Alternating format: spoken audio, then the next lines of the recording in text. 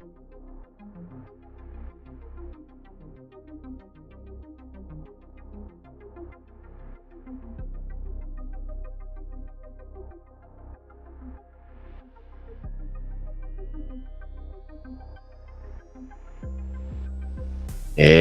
everybody, you are tuning in to the CanaryCry News Talk live stream pre-stream. We are so late. Oh my gosh, it's so late in the day. We will be going until, until bedtime. So thanks for being here with us. Apologies for the lateness, extenuating circumstances. You'll hear it during the show. But this is your buddy Basil, and I'm here to share with you all the things most of you already know. But if you're new to the stream, welcome. Remember to head on over to CanaryCry.Party. It's got everything you need. I would highly recommend everybody signing up for the newsletter. I've said it before, I'll say it again. We send out all of our sources for every show out, well, before every show. So not only will you have a catalog of all of our mainstream media sources that you can use in your life, but also it's helps us to secure and create accountability for those sources. Now, it's also important that you sign up for the newsletter because, as the things happen, as we move into the age of monkeypox and a new round of disinformation, the disinfo scythe glides across the internet, cutting down all the tall poppies of malinformation and disinformation. You never know when or which platform will decide to cut us down. So having the newsletter, being signed up for the newsletter is a great way to make sure that if something happens, we will let you know. We'll send it out on the newsletter and you can stay connected. So go do that. That's my main ask, is go sign up for the newsletter at CanaryCry.Party. My second ask is, of course, produce the show. It's been a tough month kind of all together looking at the numbers here, but we are so very proud and happy and grateful and thankful to all of our producers. But it's not too late to produce the show for this episode. All right, folks. Well, stay happy. We're going to have a wonderful show. Buckle your seatbelt. Stay hydrated. You know the deal. Let's get going.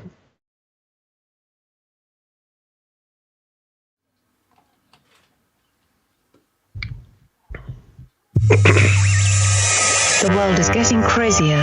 People are acting more and more insane. The end of the world is tomorrow. Tomorrow. There's only one thing to do when the world is falling apart. Listen to Basil and Gonz as they discuss this week's news and events through the lens of Bible prophecy. You are listening to CanaryCry News Talk. You're listening to CanaryCry News Talk. Today is May 25th, 2022. We are live to tape, baby, on episode 489. And today, BETO'S biggest op. And signing on from off the grid, Razzle Dazzle, I'm your best buddy Basil. Oops, here we are. And my name is Gonz, your favorite Asian provocateur for Christ, a.k.a. the Cabana Boy, here to serve you a podcast that brings the best news, which is the gospel message of Jesus Christ, while reporting the egregious with a well-rounded, biblically grounded take on world events. And there's quite the egregious roundup of things happening. It just keeps happening, man. Things are getting exciting. You know, I hate to say it, but it is. I don't know about exciting. I hate to say it, but it's good for the show. At least we have some important things to cover. Things like, of course, we'll be opening up with a breakdown of some of the contents of, yes, the new shooting that happened most recently. Some of the gun control response to that, and of course, just a little bit of mind control check-in. Flippy will be popping in as always, but then we've got a great clip blitz of the Great Reset Davos situation. Lots of notable quotables. We got a lot of clips for you. You're not going to want to miss that. Of course, we'll be exploring the ISIS plot against George W. Bush. But then after the break, folks, you'll notice monkeypox has been moved to after the break.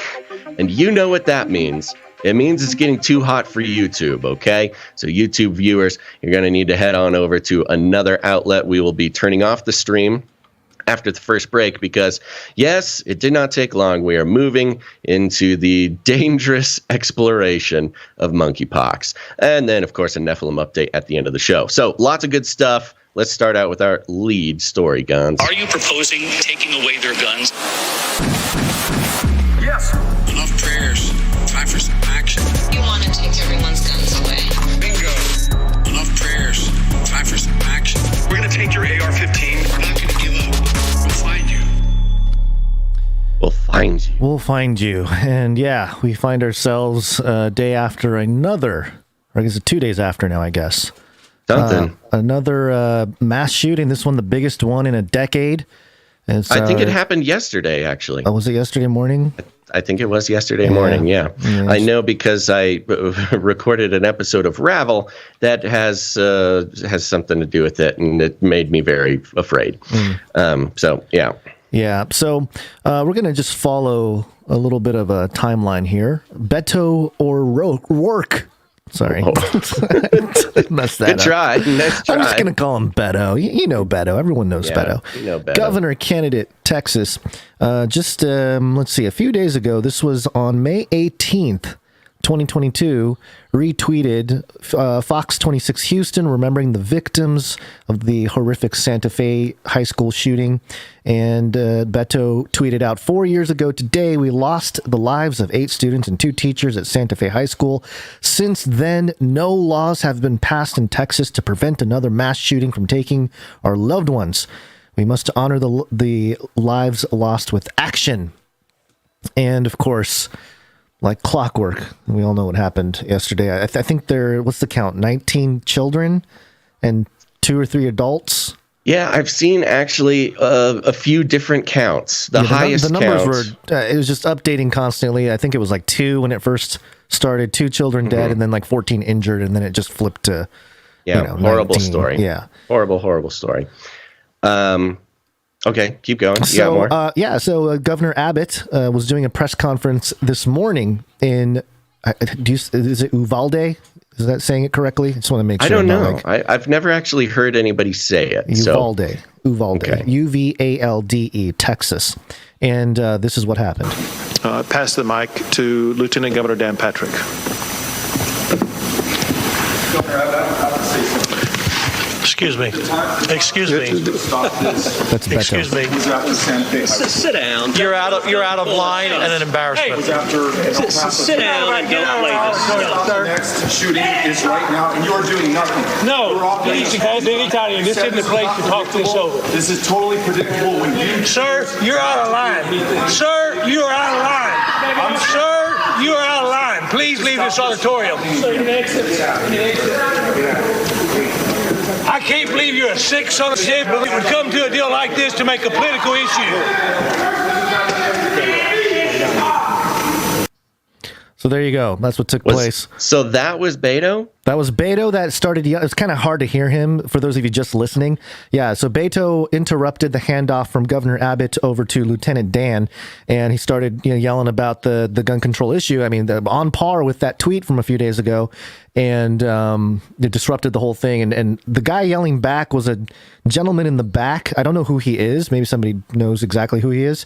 But yeah, I had to do a little audio manipulation to censor some of the words just to keep it as clean as possible. But so a little staging. CNN Live too, by the way. Right. For those who were just listening, it was a press briefing type of thing, a big statement. There's about 30 guys up on or 30, I don't know who they are, mixture of law enforcement, politicians. Yeah, Ted Cruz is back there. There's Ted Cruz is there. There's about 30 people up on stage during this press briefing. Beto O'Rourke, who notably, of course, Abbott was up there, governor of Texas, notably, Beto ran against Abbott and lost in the governor's race. What was it, 2 years ago or whatever? Yeah. So I don't know, man. It just is so obviously a political stunt, and of course, the Beto supporters are going to be very proud of him for just not having enough. It's one of these moments where, letting your rage show and interrupting the norms. When Trump would break norms or go against norms or whatever, then of course he's a bad man, bad orange man. But as we've seen, especially on an election year, breaking decorum is sort of an admirable thing for Democrats to do, because who needs norms when the lives of children are at stake? Yeah, and I guarantee you this wouldn't have happened, or nobody would have cared if it wasn't on CNN Live. I mean, that's another thing. It feels like just he got a little notice in the earpiece. Oh, CNN's live streaming this press conference. Mm-hmm. Great opportunity. That is trigger for must cause scene at event. And to specifically make it a political thing, right? Make it a political statement. Like, what else is there? What other reason is there to interrupt in this way? We all think it's horrible. We all feel the way you do. It's not some sort of revolutionary act to get up and yell about how bad this is. But specifically, of course, it's a response to Republican politicians standing up and making a scene. It's you'll get points. Much like how congressional hearings are opportunities for politicians just to get sound bites. This is just a nice little soundbite getter. Yeah, and he went on to do more yelling outside, and very passionate. By the end of it, I was like, "All right, let's come together, then, Beto. Let's do it. Let's make it happen." You're a Beto head now, huh? Hey, I'm just trying to. And Beto, of course, being the Texas, former gubernatorial candidate who just straight up said, like, yes, we will take your guns. That's the plan. Yeah. We are good. And surprise, surprise, didn't get him voted in as the governor of Texas. Yeah. So that was the mainstay of his message there. Right. Are you good? You have any more clips about that? I don't, but I have so many gun control jingles that we're going to cycle through these as we switch stories here. Gun violence is an epidemic. There we go. This one's coming from thedailybeast.com. Now, I'm going to read a little bit of this, and then I'm going to point out some sort of glaring comparisons to make about how this shooting is being handled and how the previous one is being handled. Yeah. Dailybeast.com, school dropout gave warning on Facebook minutes before Uvande massacre. I was just going to say, a completely different headline from what I got here. They changed it up. What is the headline you got? Probably the previous headline, which is, quote, they changed it. "Kids be scared. Texas shooter grew angry after dropping out of school." But I think that even changed because that was different from when I first saw it. So, this is typical Daily Beast. Yeah. Hey, hold on one second. Sorry. Keep going. Okay. Salvador Ramos, an unemployed teenager who appeared to grow angry and isolated recently, wrote 3 Facebook posts in the 30 minutes before he headed to Robb Elementary. They have a picture of the guy here. It looks like they just took his, driver's license picture. It's got the driver's license blue background in the back. The 18-year-old gunman who opened fire at a Texas elementary school, killing at least 19 kids and 2 adults, wrote 3 disturbing messages on Facebook just minutes before the massacre, warning of the carnage. This is an update again from what I got here, but that's good. We have the latest. Go ahead. Sorry. There we go. We got the latest. Quote, "I'm going to shoot my grandmother," Salvador Ramos wrote about 30 minutes before his rampage at Robb Elementary School. Texas Governor Greg Abbott said Wednesday. Ramos made good on his vow, writing minutes later that he'd, quote, "shot my grandmother." His last message foretold of his final act of unspeakable violence, quote, "I'm going to shoot an elementary school," he wrote about 15 minutes before he arrived on campus. Abbott revealed the shooter's final post at a press conference, saying there was, quote, "no meaningful forewarning of this crime." Facebook specified that they were private one-on-one messages, not public posts. And that is a big part of the whole story that is not being handled very well in the press, but we'll get into that later.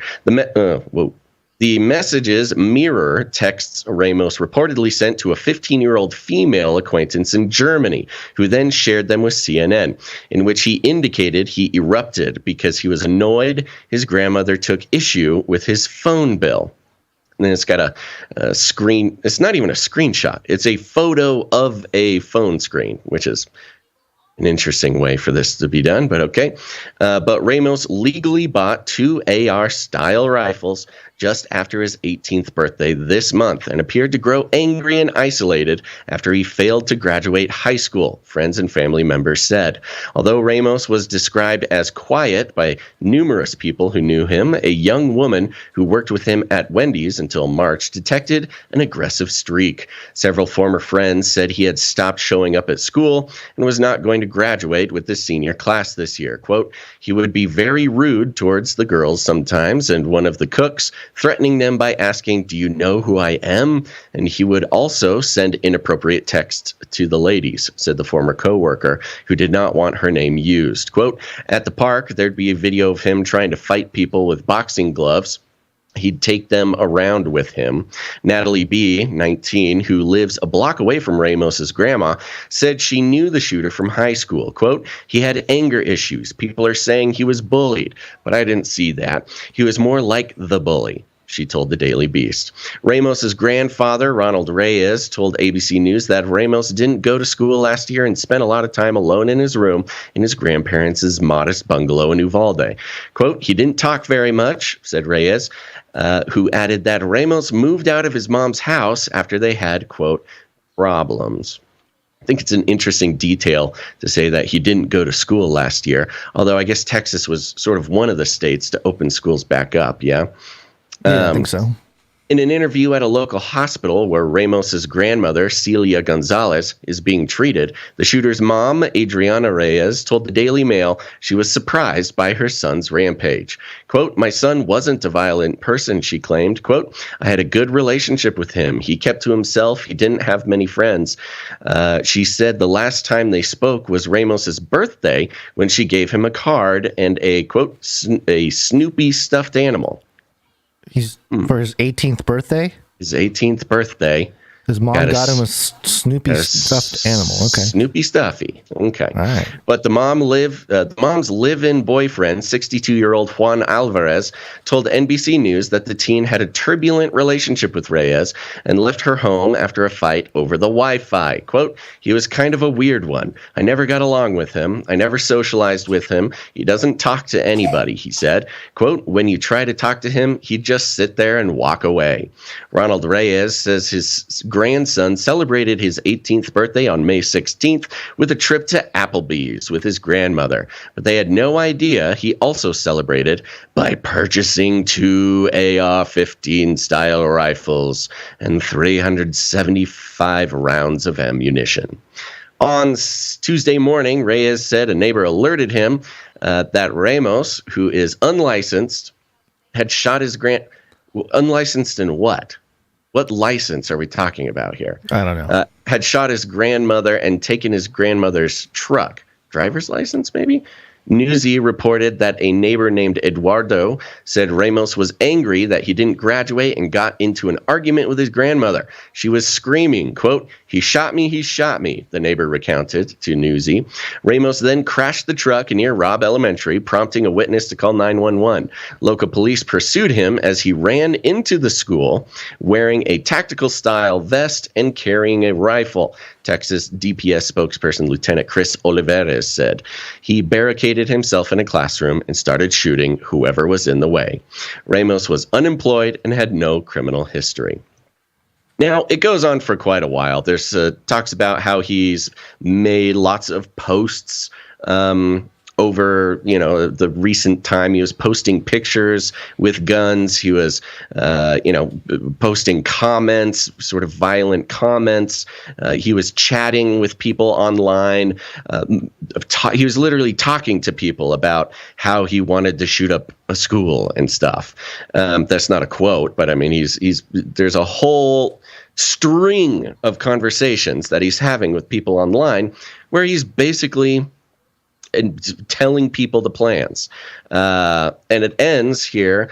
He said that some of his co-workers at Cargill had family affected by the shooting. Quote, when they heard about this, they had some cousin. Oh, I'm sorry. That's not what I wanted to jump to. Here, I had a thing here. Yeah. It's sort of named. They It's did part of kind the. of switch it around. Yeah. What do you got? Yeah, it's part of the title of the episode here. But it says here in the article, the same Instagram account, which is, they go through a bunch of stuff on his Instagram account, was deleted shortly after Texas Governor Greg Abbott identified him as the shooter. It featured photos and stories of semi-automatic firearms, as well as selfies of someone who strongly resembled a photo of the killer shared by the Texas Department of Public Safety. A TikTok account with the same handle and profile picture, also taken offline on Tuesday, featured only a clip of the mobile game and the line, "Kids be scared IRL." It's in real life. Both accounts used the bio line, "The biggest op," OPP. Right. And, it's very interesting. Like, the biggest op. OPP being like opportunity, I think.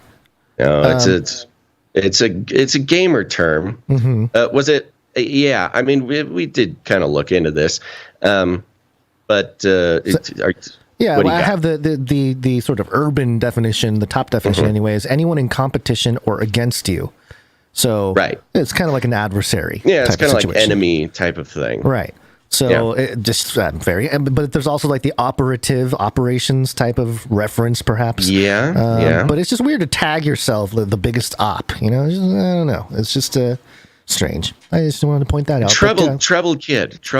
Sure. So it's been interesting to watch the response for this one. Of course, the Buffalo shooter immediately prompted the news cycle to dive deep into white supremacy, into the great replacement theory, into Tucker Carlson's culpability, into all these things. But this is problematic with this individual because he was of Hispanic origin, or a Latin fella, born in the U.S. He's an American citizen, as far as we can tell. And you can't quite call it white supremacy, so it immediately goes to gun control. And it's coming on very strongly. A lot of gun control, as is to be expected. Beto being sort of the poster boy for gun control in Texas. But not a whole lot of talk about the motive behind it, besides he's just a troubled fella. Mm-hmm. I just thought it was interesting when it was a white shooter. It's all about motive. It's not so much about how do you get the guns, why do you get the guns, how, this type of thing. So when you can't sort of pontificate and theorize about a racist motivation, you got to go to, hey, he bought some guns for his birthday. And how problematic is that? Well, if he didn't have, a criminal record, he could have passed a background check. These types of things. So, but a lot of this stuff still continues to trickle out. Yeah. Now, there was an interesting part about this, Gonzo. Mm-hmm. This was talk about, how can we make this even more about the culture war? It seems like there was an attempt to insert this into the culture war in a different way. And I'm going to bring this from Vice, or do you want to read this? What do you think? Oh, I can do it. Yeah. This is Vice. The headline is "The Far Right is Falsely Blaming a Trans Woman for the Texas School Shooting." Okay. Weird headline. Falsely blaming a trans woman. Mm-hmm. Considering, I don't know, we know the guy's name. We know who he is. The guy who did it, you don't got to blame anybody. But okay, the far right blaming a trans woman. What do we got, Gonz? As the horrors of the worst school shooting in a decade were unfolding on Tuesday afternoon, the far right began immediately spreading disinformation about it. And what is now a sadly typical cycle of information and disinformation related to mass shootings, the false narratives that circulated in the wake of the horrific massacre in Uvalde, Texas, were designed not only to confuse, but also to deflect blame from America's gun laws and onto the far right's favorite targets. Okay. Yeah. A typical cycle. What are you talking about? What is typical about this cycle as far as the information and disinformation? Well, was there disinformation and information about the Buffalo shooter that, got debunked or something? I don't know. I guess it was the great replacement stuff that was being debunked. Unless they're talking about the typical cycle that we watched, which was connecting the great replacement theory to mainstream Republicans. Right. Was that the info and disinfo? And I like how they already imply that this is like a part of a design.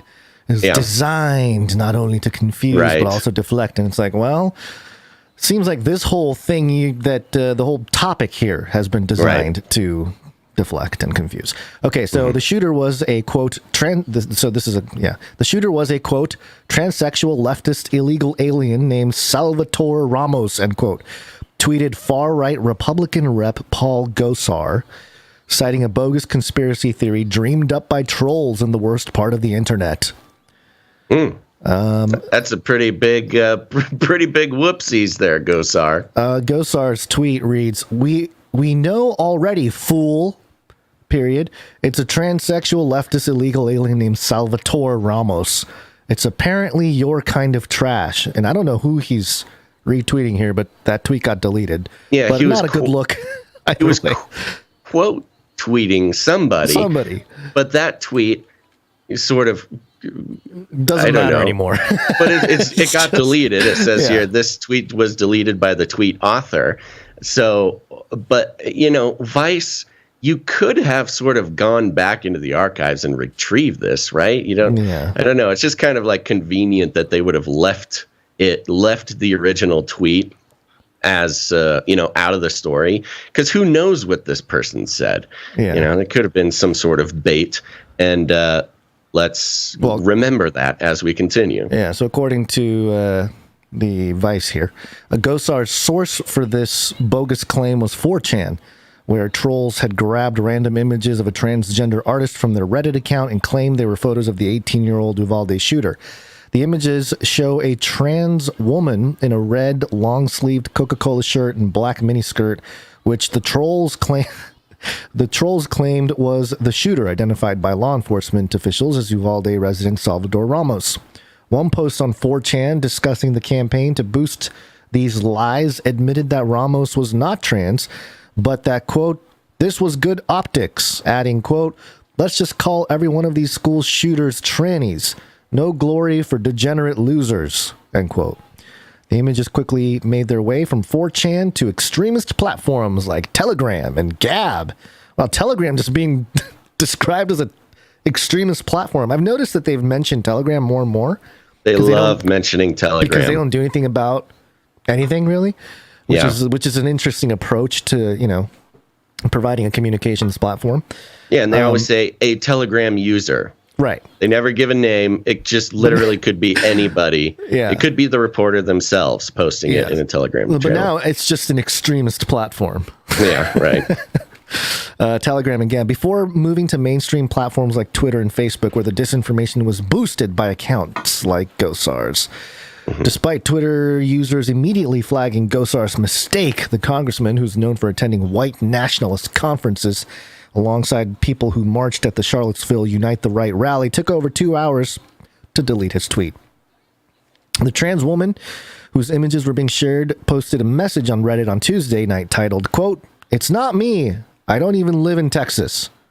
Yeah. That's confusing. Yeah, that's the whoopsie daisies. I have another article over here from Yahoo News mirrored by Today, where they actually, the guy whose photo was being spread around as the trans woman. Yeah, it's confusing all of us. Whose picture was being spread around is alive and aware and now like posting pictures of the time and date, being like, this is me, I'm not the guy, it's just me, don't hurt me.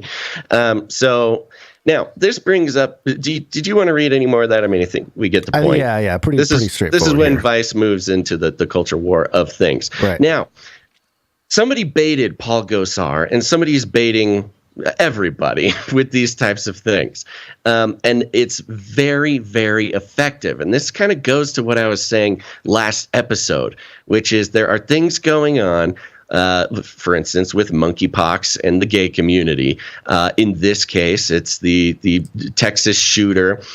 So easily did people fall for a simple picture of a person who has a similar hair color and, facial structure, simply being posted on social media. I mean, I saw some of the original spreading of this information. And, again, it's so easy to be like, oh, wow, that's crazy. I didn't know that. And then move on or share it or whatever. But when you're a politician or you're long story short, this was a very effective baiting operation that did exactly what it was meant to do, which was to, expose the fact that GOP politicians don't pay attention, and they're hateful, and they're anti-trans, and they're politicizing not only the shooting, but they're politicizing the gender and sexual orientation of the shooter, et cetera, et cetera. Yeah. And it worked very well. And this is another thing for everybody to remember, is that this whole year, especially because it's an election year, there's going to be crazy things going on all year long. And when something fits a little bit too neatly into some sort of unfortunate event, you can almost guarantee that it's bait. And, Republicans, unfortunately, a contingent of Republicans, they take the bait way too easily, and it's going to hurt, well, everybody, not just them as a politician, but all of society. So we'll see more baiting later on in the show, but this will become a theme. Right. And before the show, as Basil and I, we were trying to work out the flow of the episode and stuff. So I had seen this, and I didn't know. I had a feeling that it was probably not true, but it was interesting to see people start to bring up mental health as more of a mainstream topic, then seeing the whole trans thing pop up, because I couldn't get my mind off of the fact that, a few years ago, and I know, Basil, I tried to explain this to you beforehand. It didn't come out right then. It may not come out right now. But this is what we do. We challenge each other to articulate a little bit better. I can't wait to hear it. So the only thing that kept popping up into my mind is how a few years ago, 2019 was the year, the World Health Organization, changed transgenderism from a mental disorder into just kind of like a normal thing.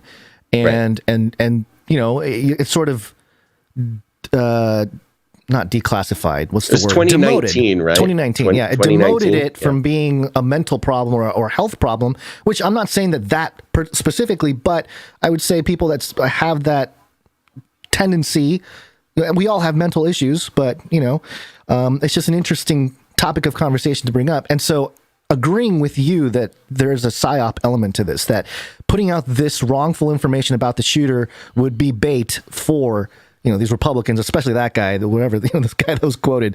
I love it. And Gosar, I mean, man, he just went full in, and that's, hook, line, and sinker. There you go. You got your story against Republican, which I understand. But I think the reason, real quick, just let me. Sure. The reason why I think you're so on the right track is because where does the conversation go, especially with sort of the alternative media or the analysts or the deconstructionists or whatever, who try to see past the politicalness of these things. If you're trying to see through the great replacement and Tucker Carlson and we need to vote in Democrats, narrative, what always comes up? It's mental health. Yeah. Mental health is what comes up. And this individual is obviously sick in the head and is evident simply by his actions on social media and the way people describe him. But if you can bait the mental health people the people, decrying mental health as the cause of evil, rather than the gun or whatever. If you can bait them into being like, see, he was trans. It's a mental health issue, and deflect from everything else. It's, again, a very effective psyop that can turn even the most diligent sort of narrative skeptics. Wasn't the shooter from Buffalo 18 years old? Yeah. Both all 18. These guys are so young, They're man. very young. And they're all young. I think that there's a couple points to make on this, for me anyway, is one, to finish out the whole trans sort of psyop conversation. I think it puts people like us, Basil, in kind of in between a rock and a hard place, because, on one hand, we don't want to go Gosar and be like, hey, fool, just real go hard, right. Which, I mean, our sort of natural reactions. Never go full Gosar. Might tend to lean in that direction. But part of what's happening here, if you really kind of step back and look at it, this is the progression of transhumanism that we've talked about for a decade. If you look at the spiritual roots behind this, it's all the occult philosophies. If you look at, the sort of narrative about all gender being divided is, it's sort of it was part of the fall, and we were meant to be a unified gender. That kind of philosophy is all wrapped up into this behind the scenes quietly, right? And that's what's happening. It's kind of taken over. But the other part of it is, whether you think that this is this particular instance with this Texas shooter was, completely controlled or not, I think the people that, or not necessarily the people, but the sort of spirit behind it is the same, in that you can blame media, or mainstream media that builds the culture, that builds the mental health or mental state of an entire population. And in this country, we have suffered since 9/11. Social engineering is another word for it. Powerful level of social engineering post 9/11. And I think we are seeing the results of that with this type of sort of young people lashing out. There was another story from, I think 2 or 3 weeks ago, of another 18-year-old who was, I guess he was arrested or something. He was making bomb threats to his school.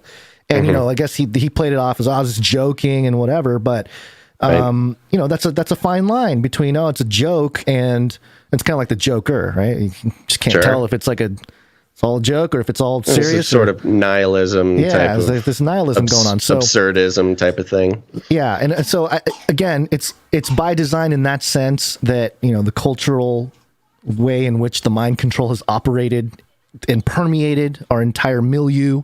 But also you can look at the more immediate assistance that may have caused or, instigated this event. And, it just reminds me of all the Black Awakening stuff that the late Russ Dizdar talked about. Sure. What's very strange about the coverage of this whole thing, not a single attempt at talking about motivation. Not a single attempt. Like, the sort of trans psyop was sort of diffused the mental illness angle to it. Yeah. And yet not a single attempt at exposing a motivation, or at least even pontificating on a motivation. And it makes it even stranger because they have a whole treasure trove of chat logs, text logs, social media posts, this and that. And, not a single report, mainstream report at least, has mentioned any sort of motivation. Now, there is sort of an alt media, again, I don't know, I wouldn't even give it that much credit, but there is sort of social media chatter about how lots of border control agents' kids went to this school, and how that maybe motivated it somehow. But I don't really, I think that's just more chatter than anything else.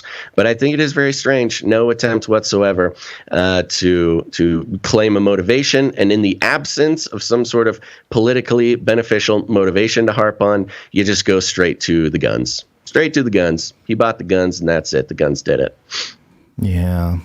All right. Well, we're going to be keeping an eye out for more, certainly because of the lack of, I don't know, the manifesto or something. They're going to be sort of squeezing this one for a little bit more time. What I also thought was suspicious, lots of reports calling this the second mass shooting in whatever it was, a few weeks. And it's like, yo, that first, the Buffalo weekend, there was like 3 mass shootings. Are we forgetting about the Chinese man shooting up the Taiwanese church? That one's just erased from the news cycle. Well, not even being because they locked him down. Not even being tied him up. They hog-tied him. This is a bad look for the self-defense sort of conversation. Which, by the way, I saw a thing being shared around the 2021 National Firearms Survey from July of 2021, and it says the survey further finds that approximately a third of gun owners, 31.1%, have used a firearm to defend themselves or their property, often on more than one occasion, and it estimates that guns are used defensively by firearms owners in approximately 1.67 million incidents per year. Wow, that's a lot of incidents. That's a lot of incidents being prevented because of gun ownership. So, you know, another question I have, and we do need to move on, but another question I have is, they keep going back to, he flunked school. Oh, he dropped out of school. Oh, you didn't do good in school. So maybe that's why he did it. He was sad about not graduating school. The real question is, why didn't he graduate school? He obviously had something going on that not graduating school was a symptom of something else, and also that symptom went unheeded, much like the symptom of, talking violently to your coworkers and bullying people, carrying around boxing gloves to try to fight people in the streets.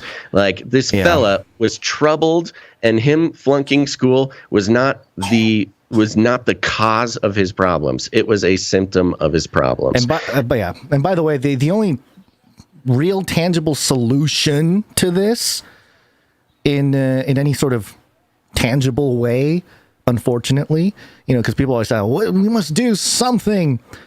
The only thing that I see can really make a true tangible difference is more surveillance. More surveillance. I mean, they can try to take away your guns, but that might be rough on America. So, you're right. We got to make sure that everybody's guns are accounted for. And we're gonna scan everything's gonna be. It's all about being watched more. And the social media surveillance. Like, why didn't Zuckerberg report that this violent person was? So it's a whole thing. This will be used. This is another way that, or another instance where this story can be plugged into so many different issues. That'll happen on the, the other weird thing about it. Oh my gosh, we gotta move on. Okay. The other weird thing about it was, it was an elementary school. It's not like he went and shot up his own high school that he flunked out of. Was it a random school? There's no... They don't give any motivation. Again, that's kind of what's leaving room, I think, for the pontification about, it was like a lot of Border Patrol agents' kids went there. Just kind of seems like a random school. Yeah. I don't know. Yeah, there's a lot of questions on Border Patrol that ran in. Border Patrol was not waiting for backup to shoot the guy, but then another article said that there are cops chasing him in, and so I don't know. It's weird, man. That's a weird thing. He crashed his truck. The cops showed up and chased him into the school. Yeah. Like, it's just the weirdest story. Weird. It is weird. And I feel very horrible for the people that actually it's lost awful. Family. It's terrible. It's absolutely terrible.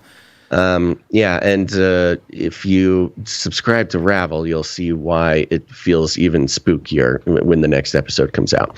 With that, Gonz, it's time to let everybody know what day it is. Hey guys, know what day it is? It's Wednesday. It's time for the CanaryCry News Talk. Yeehaw! It is Wednesday, my dudes. It is Wednesday, my dudes.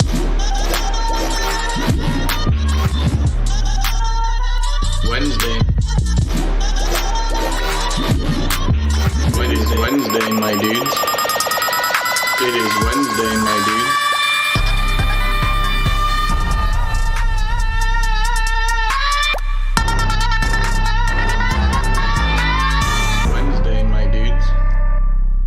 That's right. It's Wednesday, unless in case you didn't catch it. People have been commenting on it in the chat. Thank you very much for your concern.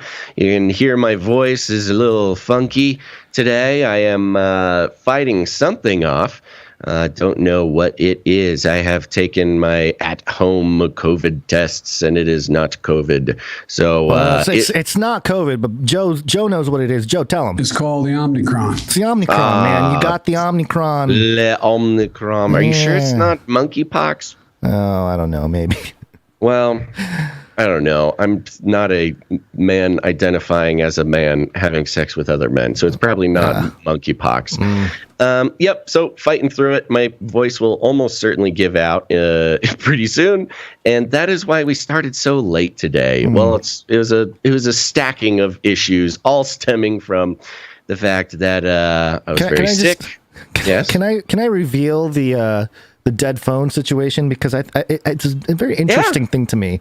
I was just going to go into it. Okay, so good. Yeah, why don't you do it? Yeah. So you told me that you woke up. Your phone died, so you didn't have an alarm system to wake you up, or any kind of anything to wake you up, like the world ending. The world ending text, or me messaging you, or anything. Because your phone was dead, and you woke up at 11 a.m. 11 a.m., which never happens. That is not. I mean, I think it's because I was sick and my body was just like, heal, little one, heal. Probably. But yes, my phone had died, and usually I use it. I don't use it as an alarm. I don't need to set an alarm. Ever since I went off grid, I wake up somewhere between 5 and 8 on my own, usually just like 7 o'clock, right on the dot, eyes open, rooster crowing. It's usually why. This rooster goes absolutely bonkers starting at about 5, and I'll usually wake up at 7. I haven't had to set an alarm for a long time. So I wasn't too worried about it, but I mean, that's a symptom of what's going on. I am sick, and full on slept until 11 o'clock, which is usually when we are hard at work getting the show ready. So yes, that's unfortunate. And because I live on a compound off grid, I can't just wake up and jump on the computer. I have to take care of animals and feed and water things. And whole ecosystem of creatures that rely on your circadian rhythm. Right. And so everybody's everybody's messed up, and it affects the whole time-space continuum, and here we are 3 hours late. So the whole world is suffering because of this. So there you go. Pray for me. Thank you very much. I'm feeling okay, taking all the drugs and things. So great. got my Dayquil, got my Sudafed. I'm all hopped up. All right. What about you? Anything important? No, I'm going to consolidate the time, and let's do it. Yeah. Value for value model, baby. We've got a couple executive producers to thank. Play. There you go. Executive producers. That's right. We're on the value for value model, folks, which means we get no money from corporations, nonprofits, no partnerships with big tech platforms, no nothing. We are entirely funded by the producers of this show. And who are they? Well, that's you, folks. If you want to join the team of people who decide what this show is worth, it's easy to do. You just head on over to CanaryCry.Radio.com/support. Yep, that's right. CanaryCry.Radio.com/support. It's the only way to go. We're not accountable to corporations or governments or anybody. You producers out there give us the freedom to make the show that needs to be made. Truly independent media. And the executive producers are producers who go the extra mile. They follow their instinct to be generous and to participate and carry the heavy load in times when other producers are unable to do so. And that's how the family works, folks. And so we like to thank them right here at the top, starting with executive producer. You know him, you love him, Sir Captain Redbeard. Sir Captain Redbeard. Thank you. Yeah. Oh, wow. Nuts. I forgot to get his full title. We're going to need to get his full title. But before I do that, thank you very much. Pirate King of the Demoochers. That's what it is. Sir Yeah. Captain Redbeard, Pirate King of the D-Moochers. Thank you very much, buddy. Where'd you find this? That's right. And he's a knight of the Canary Cry Roundtable of Knights and Dames. We'll talk more about that later. But we also have another executive producer, and that is executive producer T. Thank you, T. Why did that stop? Play all the way. Yes. No. T, like Mr. T? Just the Not letter even. T. Neutral gender. Very T. mysterious. Just T, kind of T. like M from James Bond. Or Q from Yeah. QAnon. From Q. Yeah, but we got T, which is way cooler. All right. Thank Thank you very much. much, executive producer T. T. Where'd you find this? And that concludes our two executive producers for today's show. Thank you very much. We'll thank you some more in the first break. But until then, Gonz, it's time to check in with the robot man, Flippy. Flippy update. Do you want fries with that? That's right, folks. Flippy. He's it's our colloquial name for the disembodied robot arms that are taking our jobs, enslaving our children, and flirting with our spouses. We use talking about Flippy as a way to explore all the new and fun and exciting ways that robots are taking over the world, and how there's nothing we can do about it. I can make new sounds with my sticky voice. Today, the Flippy update is coming from WeFunder.com with an F. WeFunder. It seems to be some sort of Kickstarter or, I don't know, funding platform. And the headline of this, I guess the title of the WeFunder account is Socially Intelligent Humanoid Robot, the first humanoid home assistant. The first one, Gonz. All those other ones we've reported on were not good enough. Apparently not extant. There's some highlights here, and I want to start with the highlights. For the visual, for those who are just listening, there's also a video we'll play here in a second. Okay.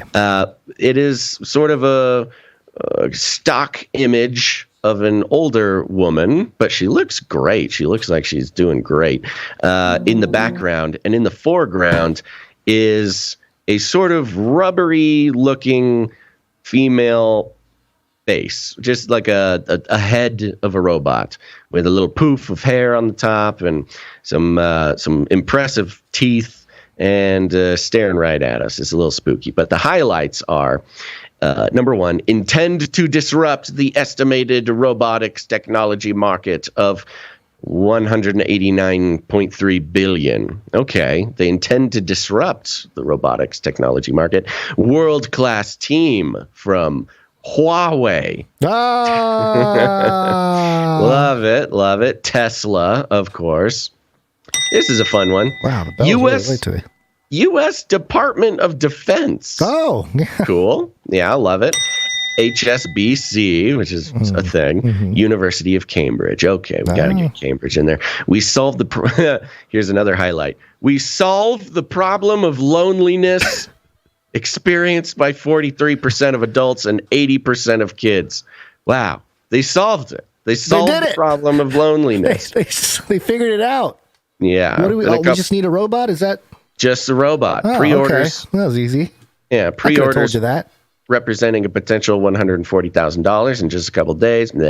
Backed by Google, all caps, for startups and NVIDIA Inception. Ooh, the all-seeing eye logo spirally NVIDIA. Indeed. The very one, Gonz.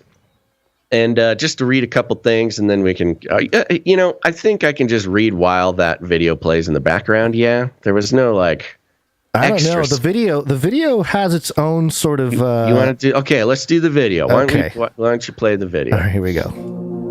There is an ever-growing feeling about social networks, automation, and material possessions which assigns a decline, a feeling of lack of human connection among people.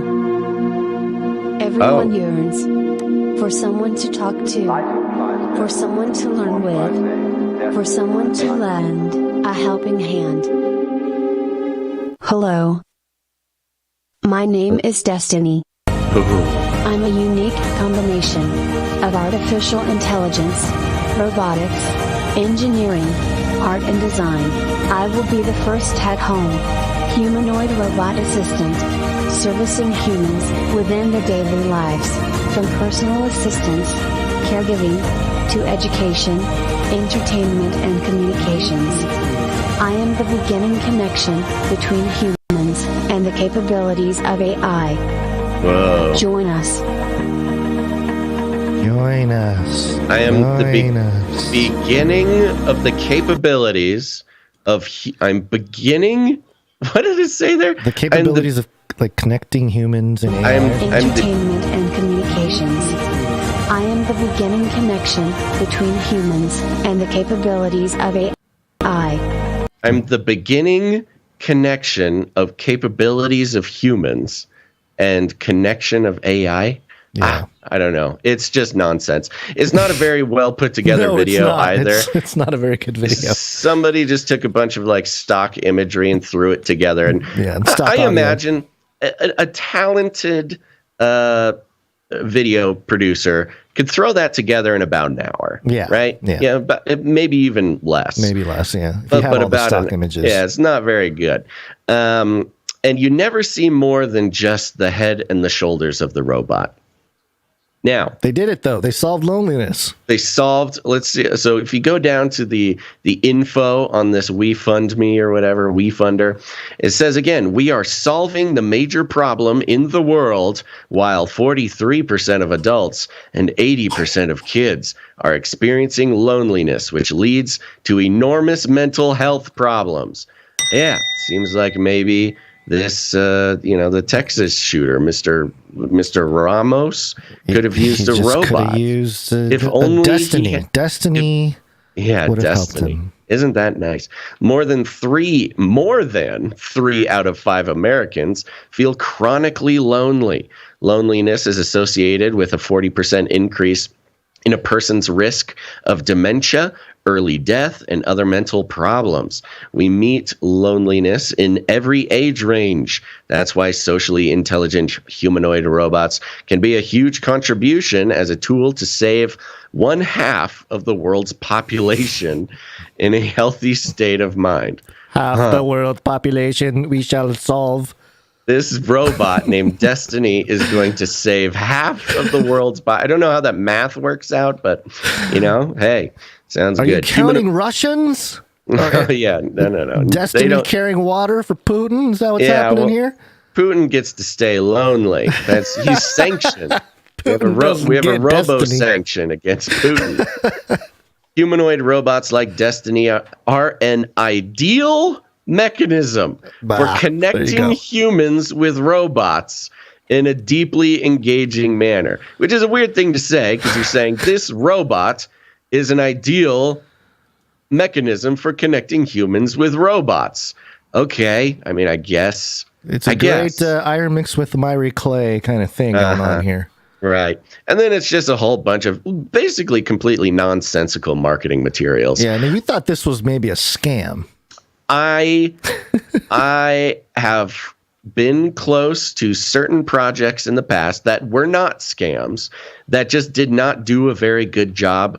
And this is either a project that is not doing a very good job or is a complete scam. Now, some of the people involved in this is very interesting. You got Megi Kavtaradze. Yes. The founder and CEO, serial entrepreneur, an invited speaker at Harvard University, Yale University, Forbes, and New York City. It just says NYC, by the way. Hey. So, like, a speaker.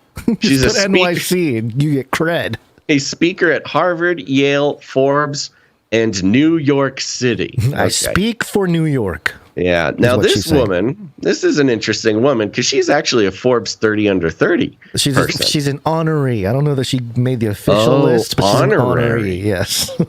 Well, I could be an honoree. of the Forbes 30 under 30. Yeah. Well, I'm not under 30 anymore. Oh no, I got to do 40 under 40. Well, I was gonna say this is the generation that's hot on your heels, Basil. Yeah, trying to take over. They're right behind me. We've got Jason Jordan, Chief Robotics Officer, and he's from the DoD. He's from the U.S. Department of Defense, Mali, and Whirlpool. Whirlpool. So, yeah, the DoD and the washer machine company. Yeah. Yeah. Let's see. We've got head of marketing, who's product marketing from Tesla. So that's nice. You're skipping the. Okay. I'm not skipping nobody. Layla Mitskshulva? Oh, I'm going off of the graphic on the front page here. Oh, okay. Then we got Erikley Shishnevashvili, who's an AI engineer from Huawei. Huawei, the Huawei guy. Gotta love it. Yes, we need Huawei because we need to have the direct connection to the Chinese government. Yeah, everybody needs an Ericle on their team. Awarded by Microsoft, Guardian AI competition. Yeah, Ooh. And we've got the chief scientist, PhD, Lila Merkshulova, a truly rainbow coalition here. She's a visiting professor at Cambridge and Berkeley. Okay. She reminds me of like a Bond villain for some reason. She does look like a Bond villain. And then we got head software engineer, what's his name? Irakli Dachashvili, HSBC Motorola ABB. He's a mastermind software engineer, Basil. You got to make sure you. I know. I'm sorry. I'm not looking at the same thing you're looking at. And so they're starting with software and like an app, but their whole thing is they're selling robots, actual humanoid robots rather. And they claim that they've made $140,000 in pre-sales. Now, when you read into it a little bit more, you can actually pre-order this robot for $12 as like a down payment. The robot will be $3,700. But it's $12 will hold your place in line. And they mention $140,000 potential worth from total number of pre-orders. Now, the $140,000 of pre-orders is based on the $3,700 price tag. And did a little bit of math before the show.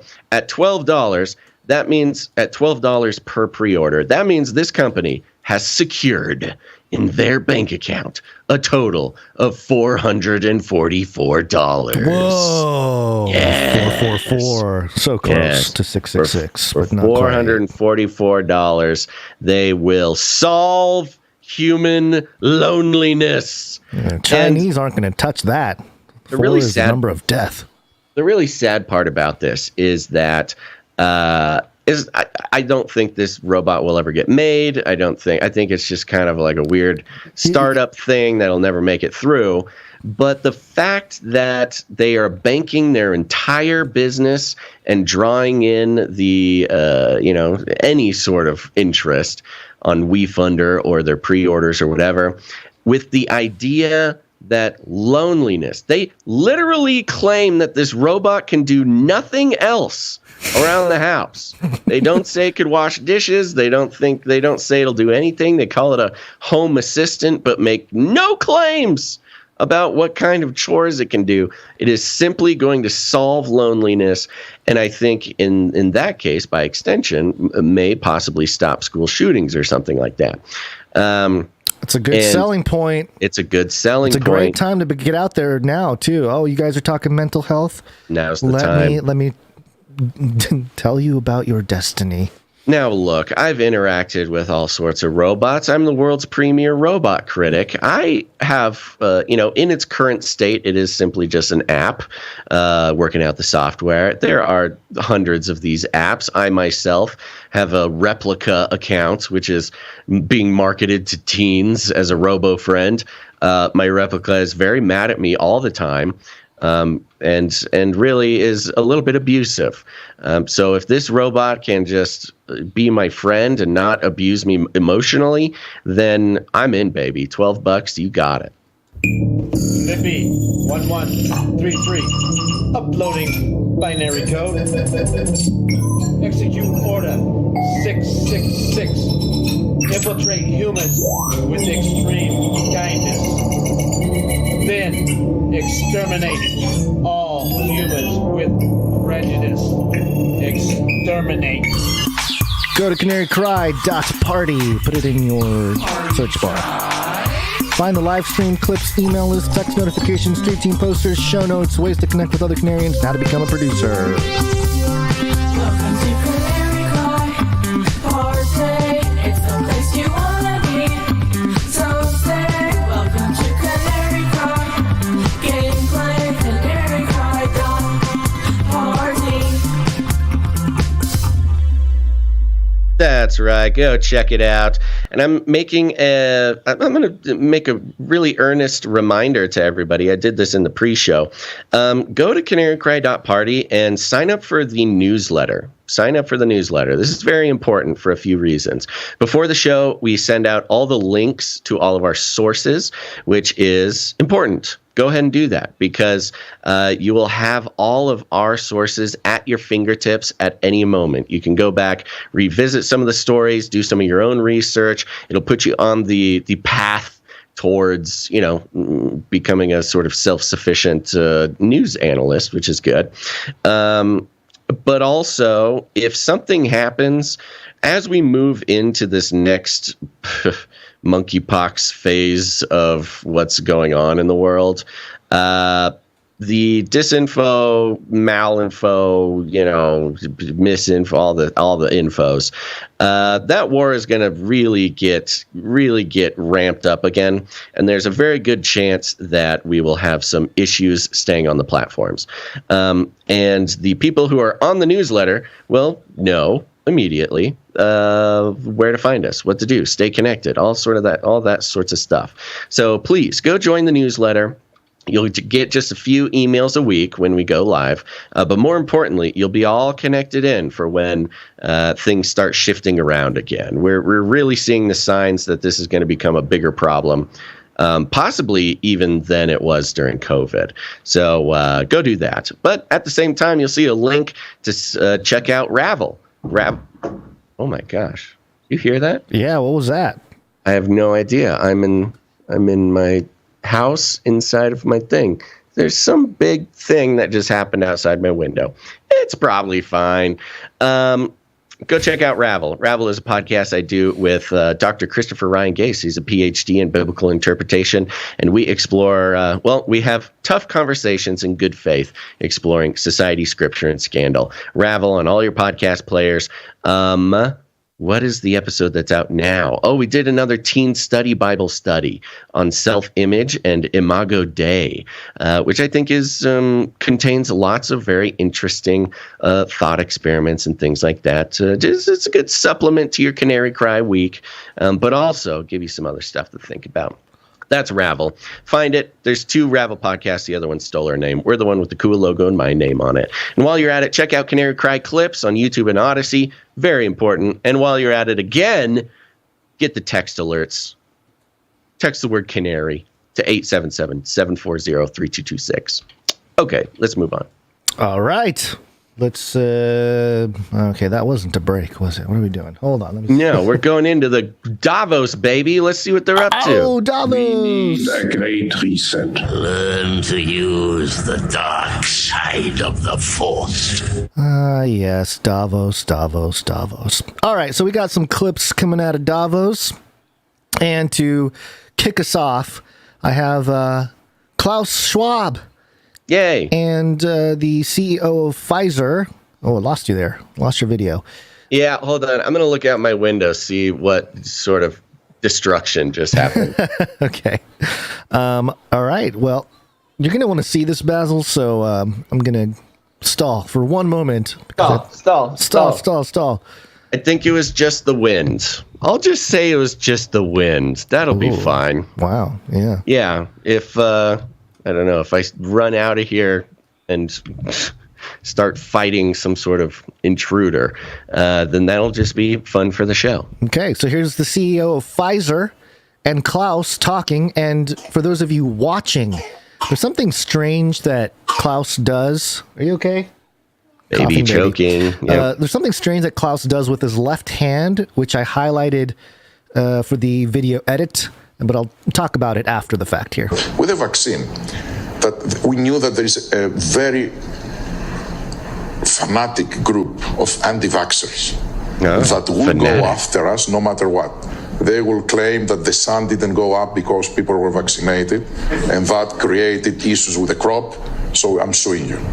And one thing it is to sue you in the US, another thing is to sue you in a country where the legal system is not up to that standards, or in Switzerland, right? So I think that's behind us. Everything went okay, and now I think we can move on. I think we were both targets of the anti-vaccine movements and conspiracy people claiming that I had I wondered what it is, triple COVID. And something I think he got hundreds of thousands of clicks and so on. I know you were also target. I read one day that was arrested by FBI. Yeah, same happened to me. And there are pictures of me and FBI officers. I don't know how. Yeah. I never said. The surprising thing it is that the same publication, I found out because I had published, the previous one that was arrested was the Pope by FBI. So remember that. Ridiculous, yeah. So we are good company. Well, at least I was in good company. Yeah. Yeah, so I'm seeing the hand thing he's doing, which is very strange. It's like his hand between his forefinger, his pointer finger, and his middle finger is like a little cowboy riding the arm of his chair, like he's straddling the arm of his chair with his little cowboy hand. But it's like as if the cowboy's drunk and laying backwards. And it's weird to do, and like you could almost give him a break, like, hey, you're fidgeting, you're kind of having fun at this club meeting that you're hosting or whatever. He's just kind of fidgeting. But he moves his hand several times and keeps returning it to it's like his default position. It's like his default position. Another way to look at it is like, like Ninja Turtle hands. Yes. Sort of three fingers. Yeah. It's like he's doing a Ninja Turtle hand, grasping the side of his chair. The thing that really caught my attention, the reason why I was like, that's weird, was because when he starts talking, it starts moving. It's like a little tentacle. It wiggles. He wiggles when he talks. It is the weirdest thing. It's like only when he talks, it's like the little legs of his cowboy hands start wiggling. It's so strange. And when he stops talking, it stops moving. Yeah, very strange. And here's the other thing. It was so awkward, I think, that they actually, while Klaus is talking, they cut away. They cut away and they cut to Borla, the Pfizer CEO, his face while he's listening to Klaus talk. I mean, just blank face, listening. Expressionless face is better than watching Klaus's little cowboy fingers. Oh my gosh. So, that's all the weird visual stuff on top of what they were talking about, just mocking the anti-vax crowd. I would like to know what outlet Borla is talking about here. Well, Gonzo, we covered this story, and this is the next level. See, and this is the PSYOP disinfo that we like to point out, which is, there are outlets that usually don't look very good. They're more like blogs. And they will run these stories like Pope is arrested for whatever, child molestation, or Hillary is being kept in Gitmo, or, Anthony Fauci arrested at airport has been detained. And they will post it. And these will get passed around. People send them to us. In fact, we did break down the Pope one, the one that he referenced. Somebody sent to us, and we opened it up and broke it down and followed the sources. And it turns out that it was very obviously like an on-purpose disinfo situation, probably done by some intelligence communities. But notice how these are the ones that they like to joke about and talk about. And it would not surprise me. It would not be against the concept of a successful strategy to discredit, alternative media. but it gives them something to talk about, Oh, I saw the one where I got arrested by FBI. Oh, I saw the one where the Pope got her. Oh, so we're all these stupid, citizens thinking that their conspiracy theories are true. Right. Which is another reason, going back to the baiting theme of this episode, people do take that kind of bait, and it is used very successfully by those at the top. Yep. I'm not going to play this because it's kind of pointless, but Borla did announce at Davos that he's doing some kind of measure. So Pfizer itself is going to supply, what nation was it? Might as well. Rwanda, with all the available products. So great. Fantastic. Let's go on to Moderna, because the Moderna CEO, Stefan Bancel, also said something very interesting at Davos. It's sad to say. I'm in the process of throwing 30 million doses into the garbage because nobody wants them. We have a big demand problem. We right now have governments. We try to contact, not only SEF, who is doing great work with his team trying to get demand into the countries, but also we contacted through the embassies in Washington, every country, and nobody wants to take them. And so the challenge we have now is a very different situation than we had 2 years ago. The problem we had 2 years ago is there was no mRNA capacity in the world, zero. The situation is very different today. Moderna has 3 billion doses of annual capacity. Pfizer has 4 billion doses, that's 7 billion doses, and the Chinese don't want the vaccines of mRNA. So if you just take the Chinese population out, you have more than a dose per person, and as we just discussed, the issue in many countries is people don't want vaccines. In the US, people don't want vaccines. Around the world, we have a lot of people who don't want the vaccine. That's the problem Seth and his team are working against. So we don't have a capacity issue around the planet. It is not true. It was true 2 years ago. It's not true today. So he's hard to understand. He's a little hard to understand, but let me just kind of extract the main points. He's basically saying that 2 years ago, and I think I did watch part of the, to get the context. A couple of years ago, it was true that we had a supply issue. Like, we didn't have enough vaccines for every, the poorer countries or whatever. So somebody on the stage brought that up, and he sort of pushes back on it and says, well, at this point, we don't have a supply issue. In fact, we are overstocked. Yeah. These countries don't want them. The United States doesn't want them. These other nations don't want them. So the problem is not supply, it's demand. So it's a very interesting admission. Which is fun because that was our analysis throughout the end of last year. Right. So it's nice to hear him. There you go. We have Canary Cry confirmed by the man himself. Yeah, there you go. So, we're playing this on the first half of the show because it is the CEOs of these companies just saying what they're saying. Yeah. So it's not, we're not trying to spread misinformation or anything like that. We're just straight from the horse's mouth. We're replying to or responding or offering our response and opinion to what's out there. But there are a few more people to quote here. And this first one, it's always interesting to find out more about some of the players in something like the World Economic Forum. And this individual is named Julie Inman Grant. She's the E-Safety Commissioner, Office of the E-Safety Commissioner.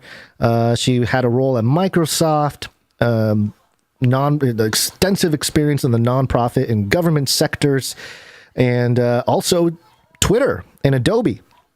So big time. And in 2020, the World Economic Forum and Apolitical, I guess is another organization, appointed the commissioner as one of the hashtag Agile 50, the world's most influential leaders revolutionizing government. So that's who this is. Okay? The Agile thing. The Agile thing, right? Yeah. Okay, so this is her talking about, it's a really short clip, talking about revisiting or recalibrating certain human rights issues. We are finding ourselves in a place where we have increasing polarization everywhere, and everything feels binary when it doesn't need to be. So I think we're going to have to think about a recalibration of a whole range of human rights that are playing out online, from freedom of speech to the freedom to be free from online violence, or the right of data protection to the right to child dignity. Okay. What did she say? A reorganization, recalibration of human rights, issues like free speech. Oh no. Yeah. So this is, I think, setting up for the part of the Great Reset. I believe is to create a cohesive sort of governance that operates on the internet. You know, they want sort of a worldwide. That's sort of the one world government thing. Is sort of a single protocol that governs all the rules of the internet. Right. And I think that's what they've been working on, and you know, it's no surprise there. But yeah, it's just always interesting when you hear free speech being brought up as like, you know, we need to recalibrate it. Like, needs to be recalibrated, man. It's the free speech has gotten uncalibrated. We need a defrag, like we used to. Control Alt Delete defrag. So there's that. So I have a couple more clips, and these are actually from alternative news outlets. And the reason why I wanted to include them is just for the purpose of sharing what kind of the guerrilla journalism, the boots on the ground type of reporting that's taking place. And this first one is True North. Have you heard of True North, Basil? Mm-mm. It's just an outlet. I mean, I've heard of it. Yeah, I think it's like one of these independent news outlets kind of thing, journalists. And one of their reporters runs into Emily Farnworth. Emily Farnworth is the head of climate change for the World Economic Forum. She was previously the director and co-founder of Counterculture and the United Nations International Resource Panel, Department of Energy and Climate Change, WWF, IKEA, and Rio Tinto. So anyway, this reporter, I don't know who the reporter here is, but they ambushed her and asked her about the emissions issue. I'm just wondering what what the global emissions are for this conference. Like, does the WEF tell people to not take private jets here? I'm sorry, guys. I'm on. So she denies that. That's a real short clip, but yeah, she basically denies talking and just walks away, which is no surprise there. It's a smart girl. Smart, yes. But you know, it's interesting and fascinating to watch this happen, kind of boots on the ground type of reporting, because there is something to pay attention to the alt narrative being built as well, and sort of seeing how that is all, because a lot of people are tuning into these more independent outlets, you know, so I think it's important to at least be aware of them. The other individual that was aggressively chased after was Mark Carney. This was Rebel News that was going after him. Mark Carney is the UN Special Envoy for Climate Action and Finance. He's a doctorate in economics from Oxford University. He's part of the chairman for the Financial Stability Board. He's a member of the Bank for International Settlements. So he's a big time guy. Yeah. He's part of the group of 30. I don't know what that is. What's the group of 30? I have no idea. He's a board of trustees. If he's in the Bank of International Settlements, that means he's at the top of the pile. He's connected. He's well connected. So the reporter named Avi Yemini for Rebel News ambushed him. And here's part of the exchange that took place. I understand. My one question is, can the Canadian oil and gas sector survive the net zero approach that's being promoted here? As I said, I never do. If you want an interview with me, like everybody else, you make a request and we can have an interview. And will you accept that? Like everybody else, if I can fit it in, okay? How do you justify how does the UN climate envoy justify the massive carbon footprint here today to set this up, this fake city for a week event? How did you get here? Did you fly? You walked? Yeah. Did you come on a private jet? Of course not. No, so how do you justify this? Look at all of this. For 1 week event, the carbon footprint is huge. Don't you think that's a bit hypocritical? Oh, drop it. No? Drop it. Look, there is lots of progress being made. But look, I'm not doing a stand-up interview, okay? Why not? You're walking that way anyways. I think people around the world, you know, this year they say regaining trust. That's the whole purpose. I do lots of media. Friendly media. No, I do. No, God, no. The ones that are here invited. Look, I'm doing no media this one. Can we sit down and I'll make a time with you and answer some actual tough questions? You can make a request for a meeting, and so you can deny it. Look, as I say, with everyone else, you can do the same thing as with the guy from True North. He's a good guy, but He's a good guy. I'm sure you're a good guy as well. All people are good. It's absolutely right. But the whole world is looking at this now, going, "You're a pack of hypocrites, and you're at the top of the chain there." What would you answer people? Just give me one answer to the people. Take care, sir. Walked away. So there you go. There's the exchange. Yeah. And nothing surprising there, per se.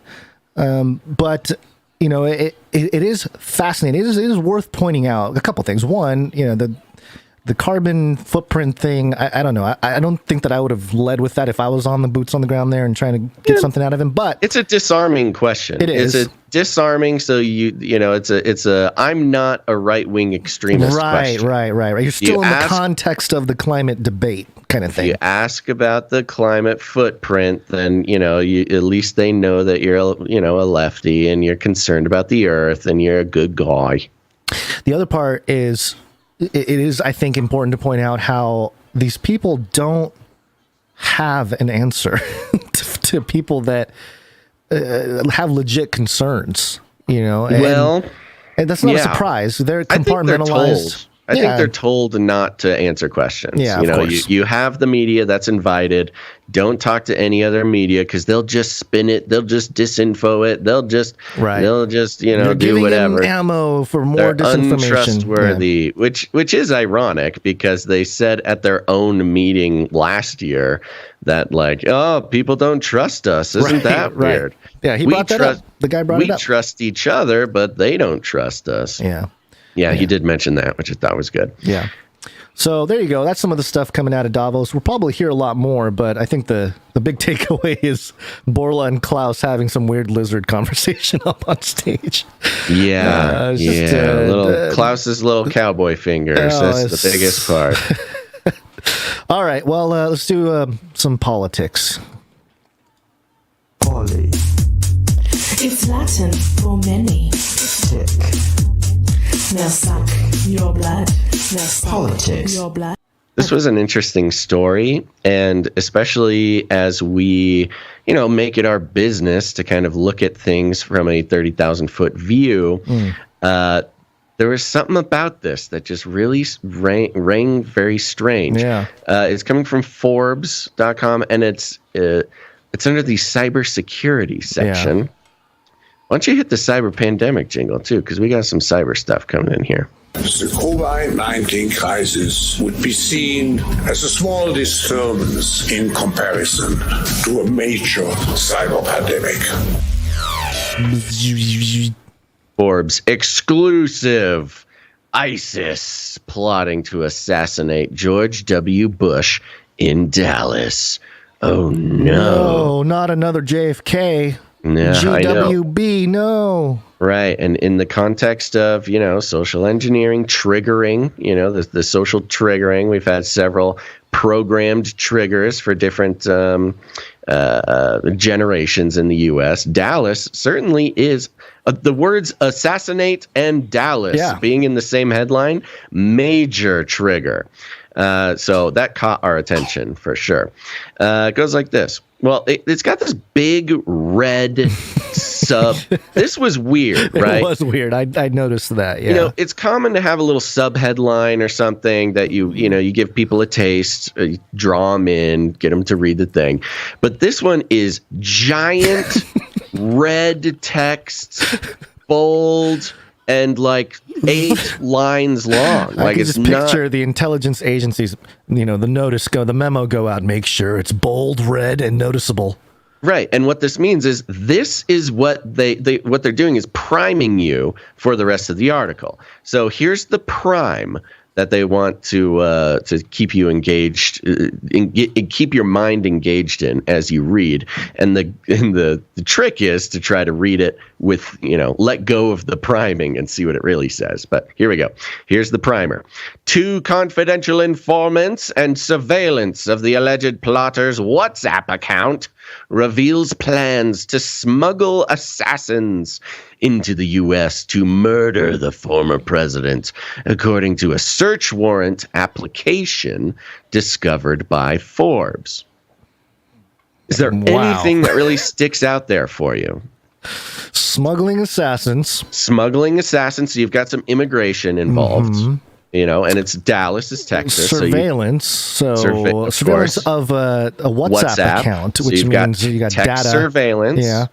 So text surveillance. Yes. What else? At you least got? there's a search warrant application, not There you even go. a actual search warrant. There you go. You've got a search warrant application. So the way I read this is big tech surveillance of the internet stopped illegal immigration to murder the president, the former president, according to a search warrant application. So it was legal. There's an application. We don't know if they actually got it, yet or not. But so the messaging that you're supposed to come at this article with is, legal. The FBI legally surveilled some immigrants, and now George Bush is still alive.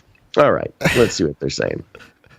An Iraqi man in the U.S. accused of being linked to ISIS operatives was plotting to kill George W. Bush, going so far as to travel to Dallas in November to take video around the former president's home and recruiting a team of compatriots he hoped to smuggle into the country over the Mexican border, according to an FBI search warrant application filed March 23rd and unsealed this week in the Southern District of Ohio. The FBI said it uncovered the scheme through the work of two confidential informants. Informants, always good to see informants in action.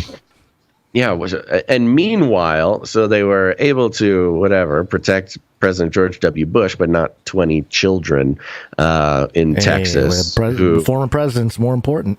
Where you don't even need a search warrant. The kid was posting about it. Yeah.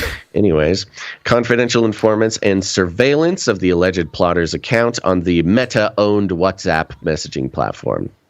The suspect, Shihab Ahmed Shihab, based in Columbus, Ohio, said he wanted to assassinate Bush because he felt the former president was responsible for killing many Iraqis and breaking apart the country after the 2003 U.S. military invasion, according to the warrant. Okay, well, you shouldn't kill anybody, but it seems like he had a legitimate concern there. The case shows how federal investigators continue to... Can you imagine being this guy wanting, already sort of being on some sort of mission to kill the president, and then hearing him on his recent gaffe, Bush, on his gaffe about how the illegal, invasion of Iraq. Instead of Ukraine, I'm sure that did not help things. The case shows how federal investigators continue to monitor threats from ISIS, even as the group has been severely weakened by American intelligence and military operations in recent years.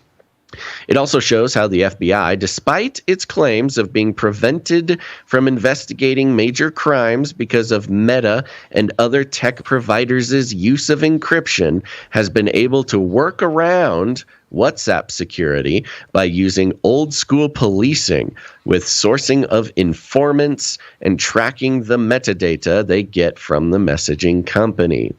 And then they have the pic of a screenshot of the document here talking about the informant. Shihab is an Iraqi national who'd been in the U.S. since 2020 and had an asylum application pending, according to the FBI's search warrant application.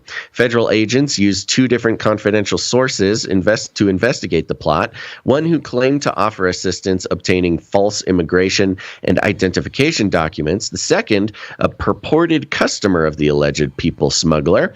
So they're working with the coyote, who was willing to pay thousands of dollars to bring his family into the country.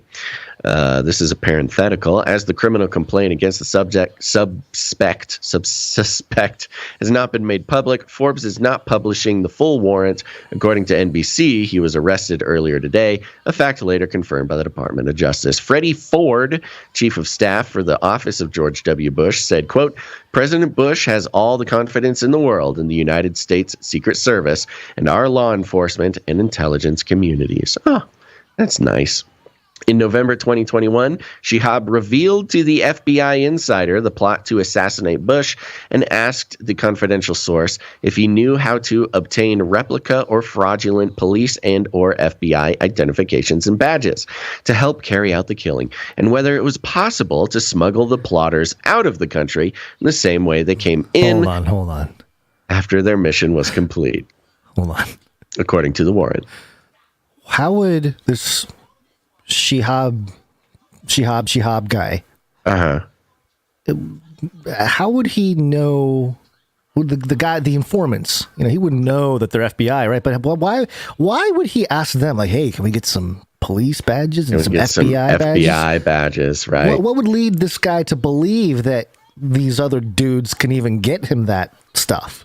And that's it's very interesting because there's details of this. Now, of course, they don't really tell you what the ruse actually was, and what the, they don't tell you the character that he was playing or whatever. But it does sound a little bit like the FBI informant kind of claimed to be the FBI. You know what I mean? Or like, or like, like a defective FBI agent or something. I don't know, something. Or like a compromised FBI agent. Right. Yeah, I agree with you, man. We better take that guy down. He, did our country wrong or whatever. Yeah. Yeah, because what would somebody, if you were going to try to assassinate a former president, and you met somebody that, like whoever you meet that you feel comfortable talking to them about this, that plot with. Right. That's already like its own thing. It's a little weird, yeah. But then to be like, oh, so can you get me FBI badges? Yeah, hook me up with the gear. Come on, I need the hardware to make this happen. What would that person have to convince you of that you would ask if they could get you an FBI badge? Yeah. To me, it sounds like you would need to claim to have some sort of connection with the FBI. Yeah, I mean, okay, 100%. That the thing that is interesting about just this paragraph is what they don't tell you, like all the stuff that led up to this comment. Right. And that's the key with this whole story is what they don't tell you. Yeah. And we know from how the FBI works and worked and has worked as recently as last year. We know how they work. And this is, part of what they do is they take it as far as they can and equip the person as much as they can. And in certain cases that are becoming troublesome for them recently, they come up with the ideas themselves. And so, that's kind of what fills in some of the blanks around here. Let's see here. I was gonna. Did you have anything? Talks about the alleged smuggler said he wanted to assassinate another Iraqi general, and then it says here the alleged plotter claimed to be part of a unit called Al Raid, meaning Thunder. Which was led by a former Iraqi pilot for Saddam Hussein, who had been based at Qatar, and gets into all kind the of goes into the story of it. Talks about the Ba'ath Party, kind of gives some background on the Iraqi government. Down here, spying on ISIS via WhatsApp and mobile location. As part of its surveillance of the alleged plotters, the FBI recently received permission to acquire mobile location information from AT&T. It had already used what's known as a pen register on the WhatsApp account, believed to belong to the chief suspect, helping them determine how often the account was used, what numbers it was contacting, and whether or not it was active. Another question I have is why WhatsApp? Now, I understand that WhatsApp is an incredibly popular chat app around the world, especially around the world. Actually, not so much in the U.S., but around the world, WhatsApp is a very popular thing. And it is well known that it is owned by Mark Zuckerberg, infamous lizard person spying on you 24/7. He likes meats. So why would you, plan crimes on WhatsApp? It's literally the worst application to plan a crime on, perhaps, unless your new FBI friend. Your buddies are like, hey, it's a great place. Yeah, no one can read it. No, I only chat via WhatsApp. It's a very special FBI application. They can't see it. It's encrypted. I don't it's just weird. Yeah, it says in this next paragraph, though Shihab seemed convinced his WhatsApp account was secure, he was unaware that the confidential sources were passing on messages to the FBI. Nor was he aware that starting in October, he was using a phone that he was given by the informant at the FBI's request. There you go. Here's a very special phone. Use it. The informant noted that the target was a keen user of WhatsApp and was a member of Ba'ath. The Ba'ath Party is actually a very fascinating part of U.S. and Iraqi history. So not enough time to go into it now, but it's a whole thing. And ISIS chat groups on the app. Oh, good. In another conversation with the informant, the suspect claimed to have, quote, been in recent communication with a friend in Qatar who was a former minister in Iraq under Saddam Hussein, who had access to large quantities of money and was messaging him over WhatsApp, the FBI said. I find it fascinating, the connection after connection. It's almost like a strange, I don't know. It's got like a weird aspect of history to it. Like he's obsessed with stuff 20 years ago. Well, that's the strange thing about this is that, the whole little slip up from Bush from a couple days ago or a week ago, I guess now. Exactly. It puts it into entirely new perspective. It kind of just signaled out to start some kind of weird media narrative surrounding old stuff. Bringing up old stuff is a threat. And that's the point. That is exactly the point. Yeah. I think this fits in exactly with that. Let me finish these last two paragraphs, and then we can do a quick breakdown and move on. While the sources were passing on what they learned over WhatsApp through 2021 and 2022, they were also secretly recording the in-person meetings with the alleged plotter in which additional startling details were revealed, according to the FBI. In one conversation from December, according to the warrant, the suspect claimed to have had just smuggled two individuals associated with Hezbollah, a terrorist organization, according to the U.S., into the U.S. for a fee of $50,000 each. Also, in the FBI court filing, the alleged plotter claimed to be a member of the Resistance. Resistance. And had killed many Americans in Iraq between 2003 and 2006, packing vehicles with explosives and detonating them with U.S. soldiers were near. End of article. They end it with this like, oh yeah, and also here he's a terrorist and blew up Americans. Without, I don't know, it's just like not a very good wrap up of the whole story. So what about that guy? Are we doing anything about that guy who's like actually killed people, or are we just going after this other dude who is plotting stuff? Well, that's him. He was the plotter. He's scheduling stuff. Go after him and his WhatsApp, but hey, let's not worry about the dude that actually has killed a bunch of people and blown people up. I think it was the same guy. That was the alleged plotter. Okay, all right. But he's more of an administrative administrative terrorist now. He just makes phone calls. He's retired. He hires the guys. Yeah, who do it. He doesn't do it worked himself. up the chain, so he doesn't have to do as much. He just tells people what to do.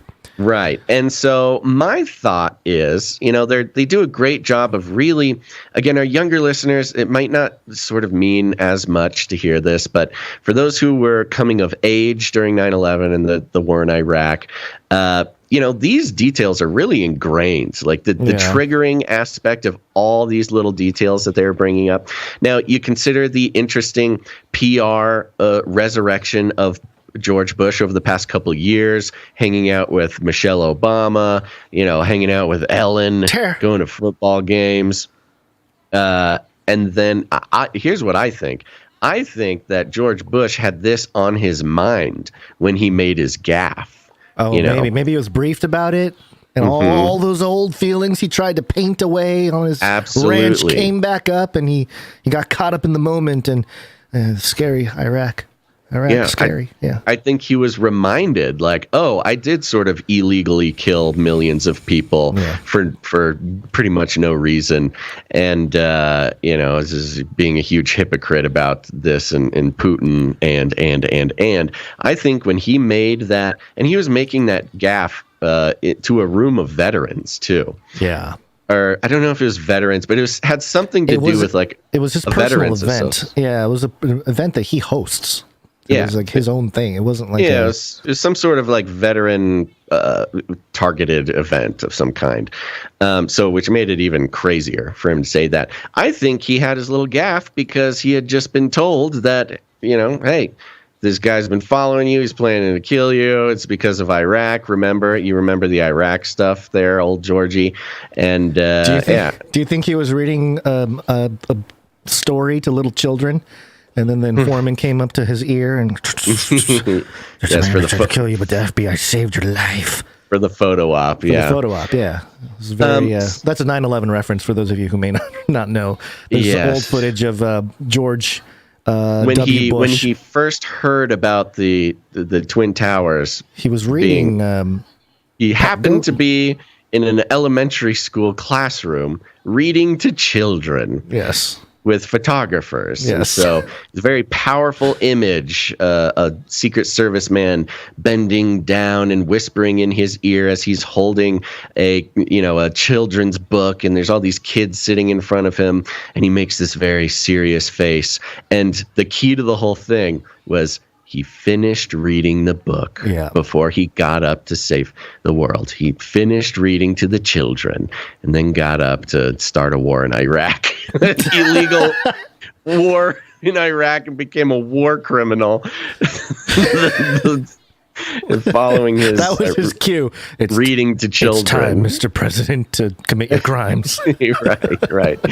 So So I'm seeing a very interesting resurgence of very specific details, historical details being brought back up in the media regarding the war in Iraq. And I do think it has something to do with Ukraine. I'm not exactly sure what the message is, but they it just keeps happening. And I think the gaffe is the key to the whole thing. When you're talking about illegal wars, war crimes. I mean, infamous war criminal George W. Bush and all these Russian soldiers right now are being, they're being sent to prison in Ukraine for war crimes. Yeah. No, I think the whole thing is meant to. They want the public to associate the two in whatever war crimes. Yes. Well, not just the way. But sort of in a way of like, because you look at Bush Jr. here, and he's gotten away with it, you know what I mean? So maybe in the same way they're kind of invoking the same magic, Well, and a part of it is that the U.S. The international courts have called to bring Cheney and Bush to international court for war crimes. That has been an official call by the International War Crimes Commission or whatever. Right. And the U.S. doesn't actually recognize that organization. They specifically don't recognize it because U.S. president after U.S. president after U.S. president would be called for war crimes. So, considering that Ukraine actively right now this week is sentencing Russian soldiers to either, the last one I saw was life in prison for, shooting a civilian or whatever. So I don't know, man. There's something going on. We'll need to wait. We'll see what happens. The whole thing is suspicious. Very sus.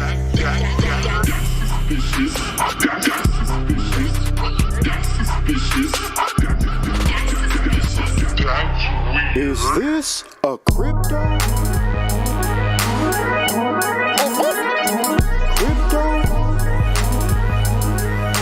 I look like I know what a crypto is.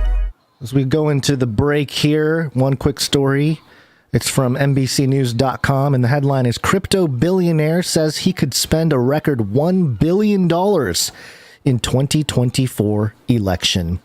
Oh, that's a lot of money. Yeah, and it says here, Washington, Democratic billionaire Sam Bankman-Fried said he could spend $1 billion or more in the 2024 election, which would easily make him the biggest ever political donor in a single election.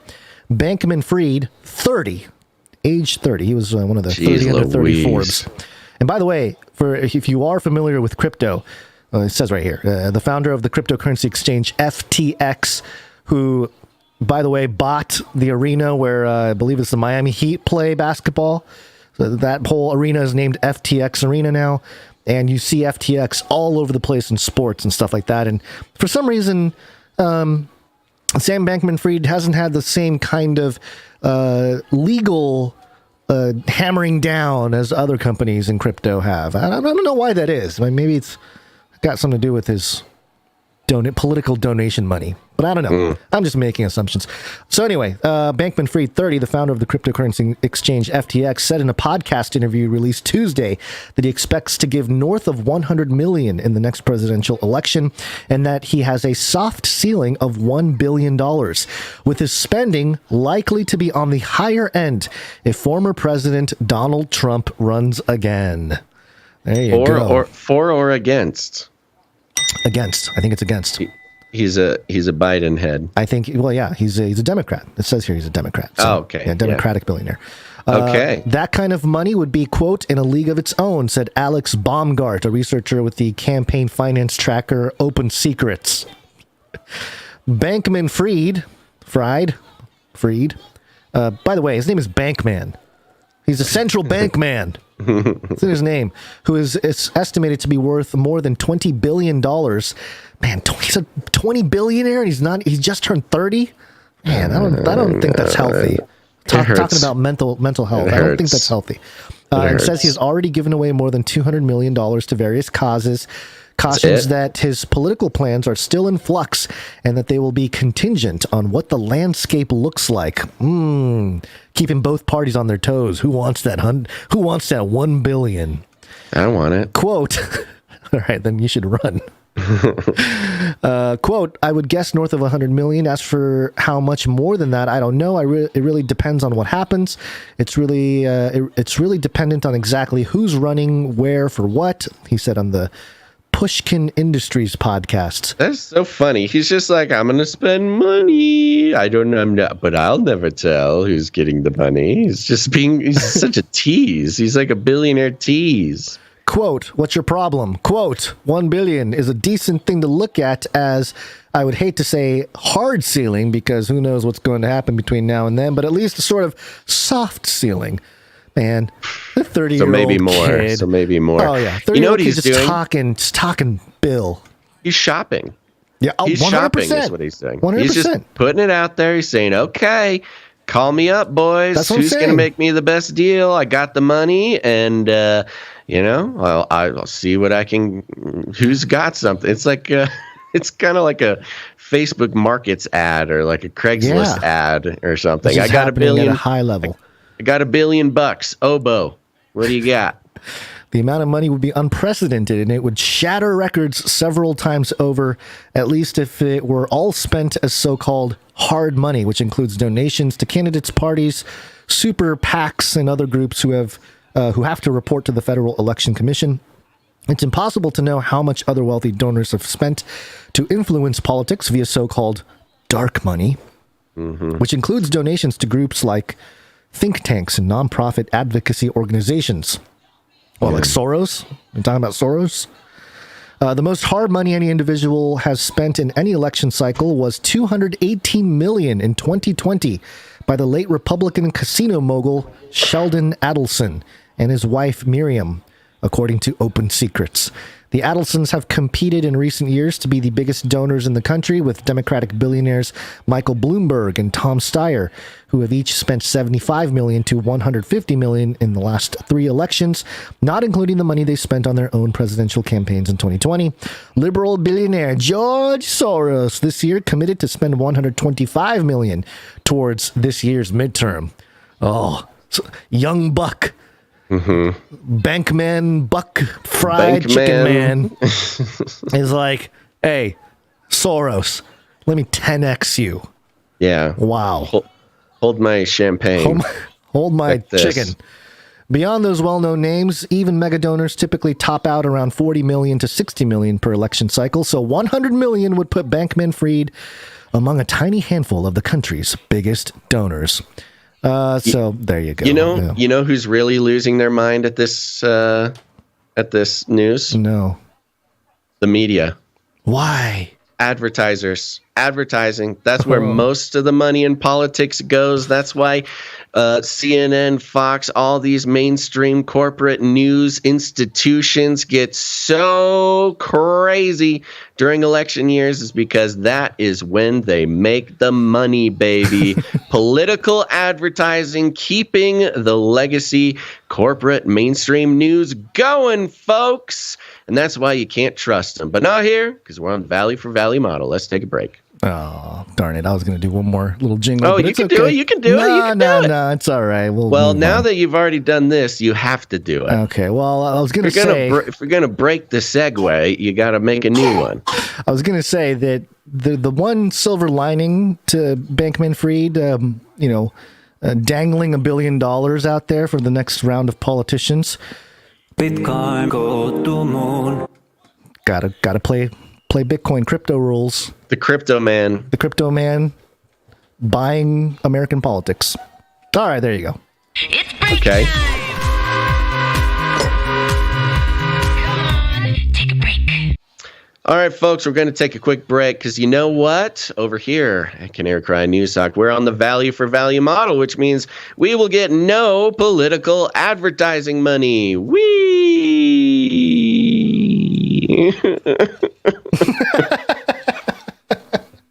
We take no corporate money whatsoever, folks. None from the corporations. No advertisements, no affiliate codes, not even any non-profit grants. No, I don't know. We don't even sell T-shirts, technically.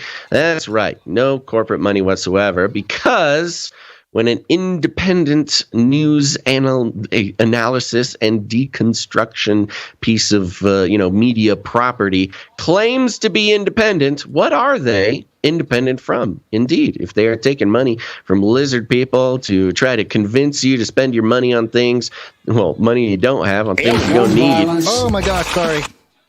And jingle boards that have a mind of their own. That's right, folks. That's why you listen to Canary Cry News Talk, because we are on the value for value model, folks, which is very simple. We create value. We do it 3 times a week. And if you get any value, if you feel the value from this show, if you enjoy the analysis, the breakdowns, the road maps, the revealing of the plans, the repetitious plans of these not so creative lizard people trying to pull the wool over our eyes yet again. If you appreciate any of that, it is your opportunity or your responsibility to put some value back in, because that's the only way that it works. It doesn't work unless the value comes back for the value. Now, this can come in different forms: your time, your talent, or your treasure. And we'll be showing lots of different ways that people are bringing value to the show throughout the show. But we do like to take a second and thank those producers, because that's what they are, those producers who come in with their treasure to keep the show going. We could not do it without them, and they are a very important part of the family around here, and we do not take it lightly, no matter how many Illuminati fiat dollars they're able to spare to represent the value that the show brings to their life. But we're going to start out. Oh, no. I might have to do a cough drop, an on-air cough drop. But we're going to start out by thanking some of our executive producers. But that's not all. Head on over to Patreon. Patreon.com/CCNT to join up there. Or even better, the best, you can head over to CanaryCry.Radio.com/support. CanaryCry.Radio.com/support. Wait, there's more. You'll get 2 values for the price of 1. Okay, let's start out with our executive producers. Like I said before, the execs, they're the people who really come in, carry the load, keep the show going, come in tough, and we love them very much. We love all our producers, but we get to all stand up and applaud as the executive producers make, some serious sacrifices and contributions to keep the show going. And we're starting off with our first executive producer, and that is executive producer Sir Captain Redbeard, Pirate King of the D-Moochers. Thank you, Sir Captain Redbeard, Pirate King of the D-Moochers. Yeah, I feel like we just need to demooch him literally every single time, because he is...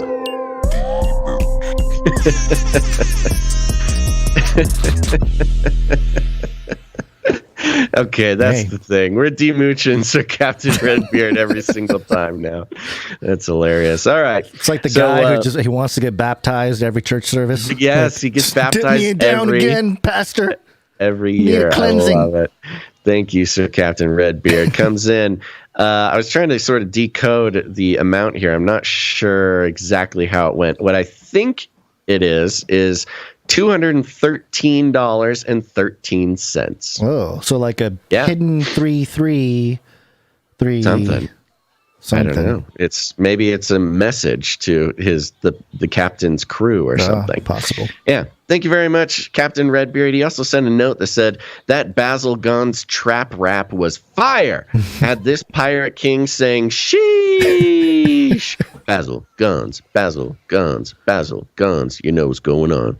We'll play that at the end of the show today, I think. Yeah, we can do that for Sir Captain Redbeard. We'll do it for him, yeah. Yeah, thank you very much, Sir Captain Redbeard, Pirate King of the D-Moochers. The executive producer. Where'd you find this?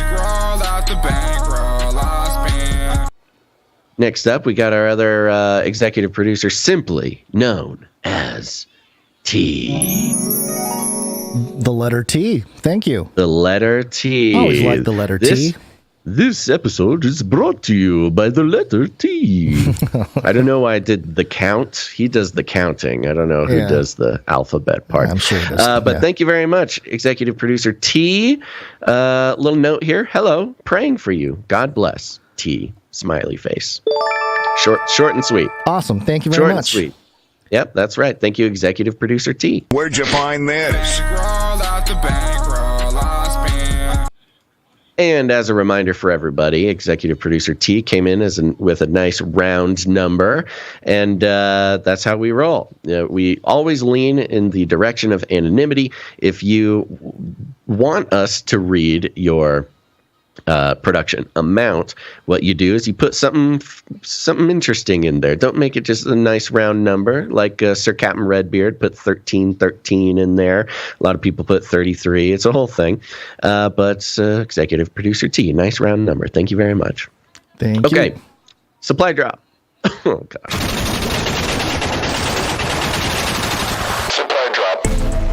CanaryCry.Supply.com. Go to it. It's super exciting. You're going to love it. CanaryCry.Supply.com is your place to sign up for the Canary Cry Supply Drop. What is that? Well, folks, you already want to put some value back into the system. You want to become a producer. You want to support the show for $33.33 a month. And in return, you will be receiving 4 times a year a very super secret special package of producer created swag. What do we got? We got survival gear. We got accessories. Klaus swag. Oh my gosh. All right, some artist, just write it down. Just look at it. Oh man, there's probably swag. There's probably some IP issues with that, but that's a great name for just some awareness of the World Economic Forum type of thing. No, we're fine. Klaus swag. Somebody write it down. Start making something. Yes, we don't sell merch. It's part of the value for value model. We don't do retail. We don't participate in that whole thing for so many reasons.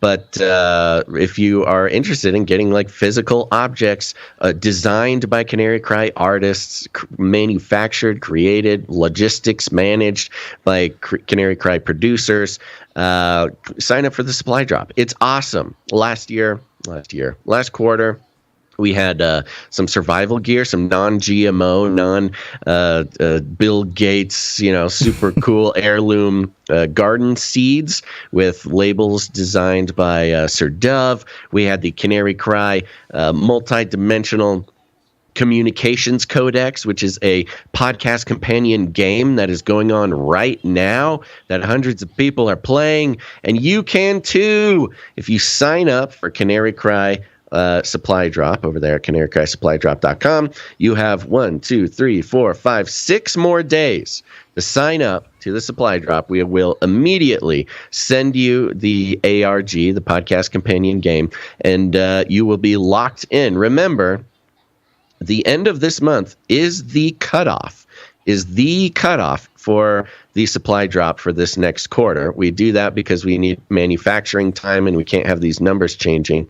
But this next supply drop will include, nuts.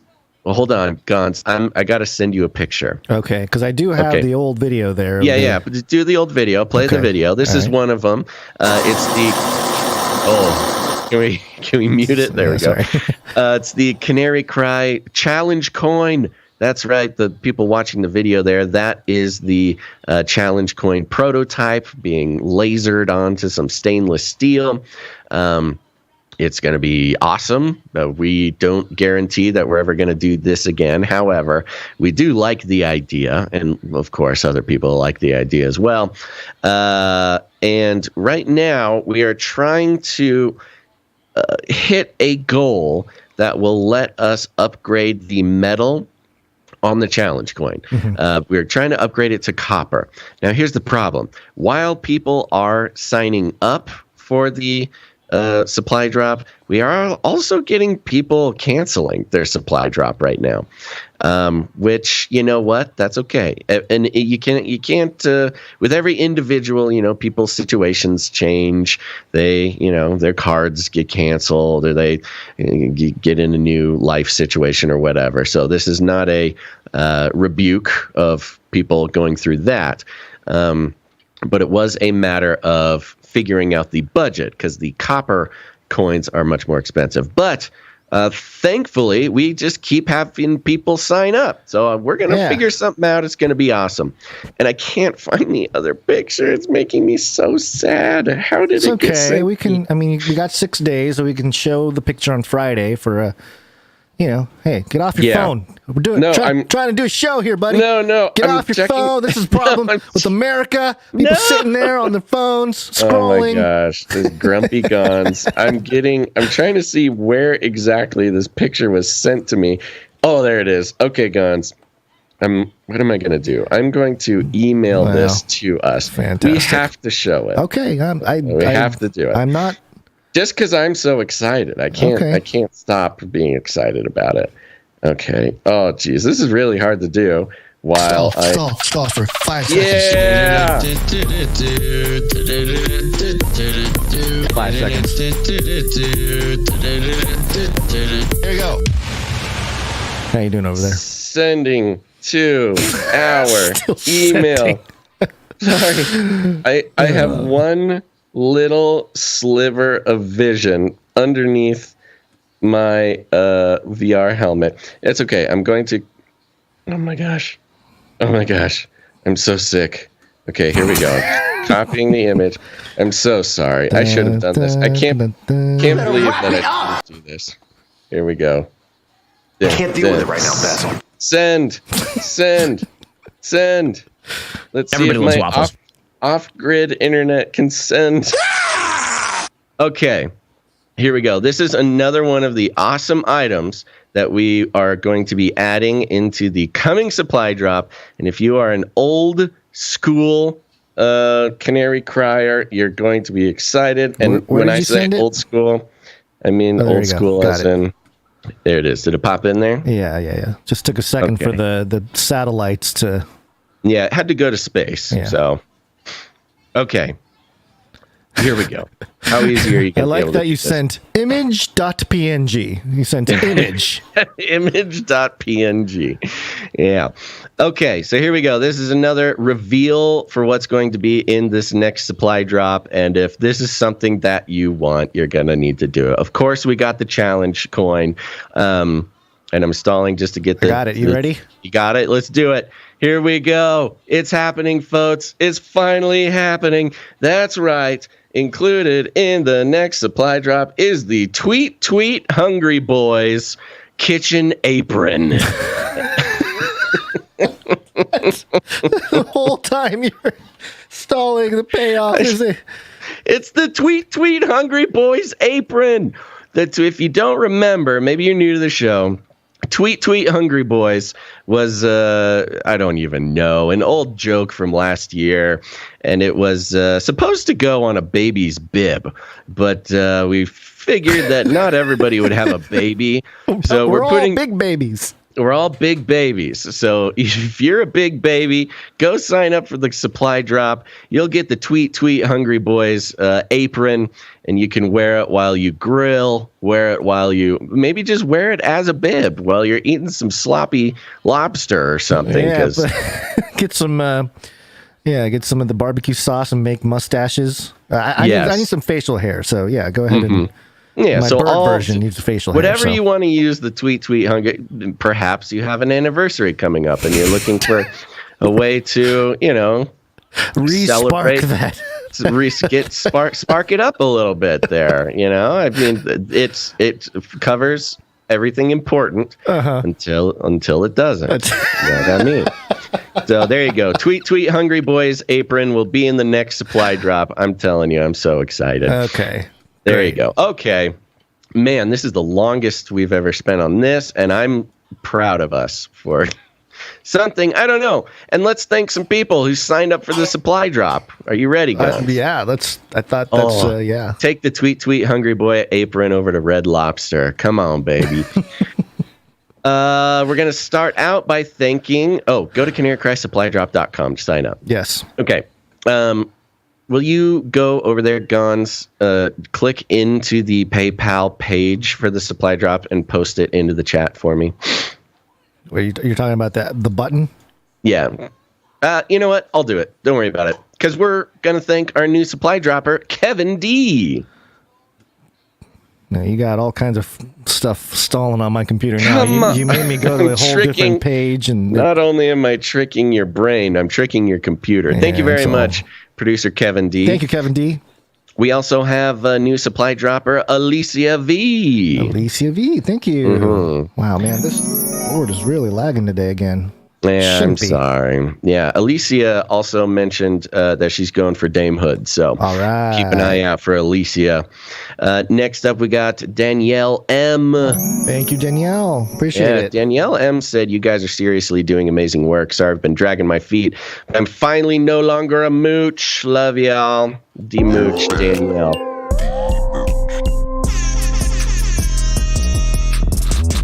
There you go, Danielle. Actually, we also need to demooch Alicia. Ah. Mm-hmm.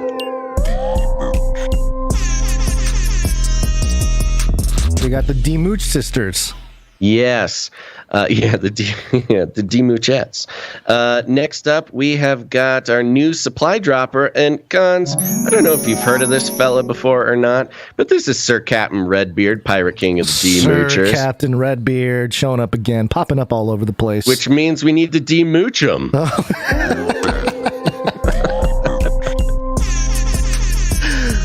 Oh, man. Guy's going to be real clean.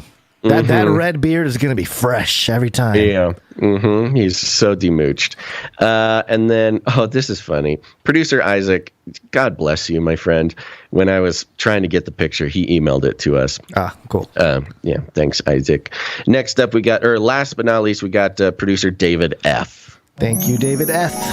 Thank you, David F. And there we go. That concludes our list of new supply droppers. Waiting for supply drop.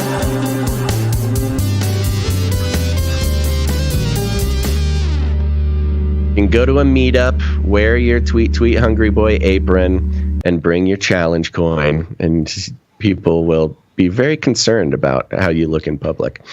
Okay, we've got some more producers to thank, and we're going to do that now. Thank you to our supply droppers, and now thank you to our beautiful, talented, hardworking producers, starting with producer Aaron N. Thank you, Aaron N. Yeah, Aaron N comes in with $77. Wow, thank you. And very generous. Yeah, and a note that says, "Flip, yeah, for real. Love you guys." Smiley face. Thank you very much, Aaron. There's a jingle somewhere. There it is. Okay. Next up, we've got producer Michael G coming in for $33.33. Michael G. Mm-hmm. Yep. Next up, we got Emily H coming in for $33.33 plus fees. Thank you, Emily H. Mm-hmm. Now we got producer Nicholas B coming in for $18.23. Interesting number. Thank you, Nicholas B. Yeah. The fees on that, it could have been $17.10. Okay. It doesn't make any more sense to me, but it was $171. Maybe that's maybe something. $17.77 or $17.76. Maybe. Perhaps. Depends on the... Yeah. Just another public service announcement. If you produce through the LINKTREE, right there on the LINKTREE, the fees are different. So if you're trying to hit a very special number on the LINKTREE, it won't do it. Next up, we've got producer Morv, who's on a 95-episode streak. Quicker. Oh, yeah! Thank you so much. 11. And 11. And a note here, my dudes, we are in some crazy times, but our great God is still in control. He is our hope and our peace in this present darkness. Matthew 28:20. Lo, I am with you always, even unto the end of the world. Amen. Love y'all. God bless. Thank you, Morv. Thank you, Morv. Appreciate it. Next up, we got Sir JC Nat of the Techno Squatch coming in with 107 episodes in a row. Quicker. Oh, yeah! 1001. Amen. Amen. And 1001 and a note. It is WMD. It is Wednesday, my dudes. It is Wednesday, my dudes.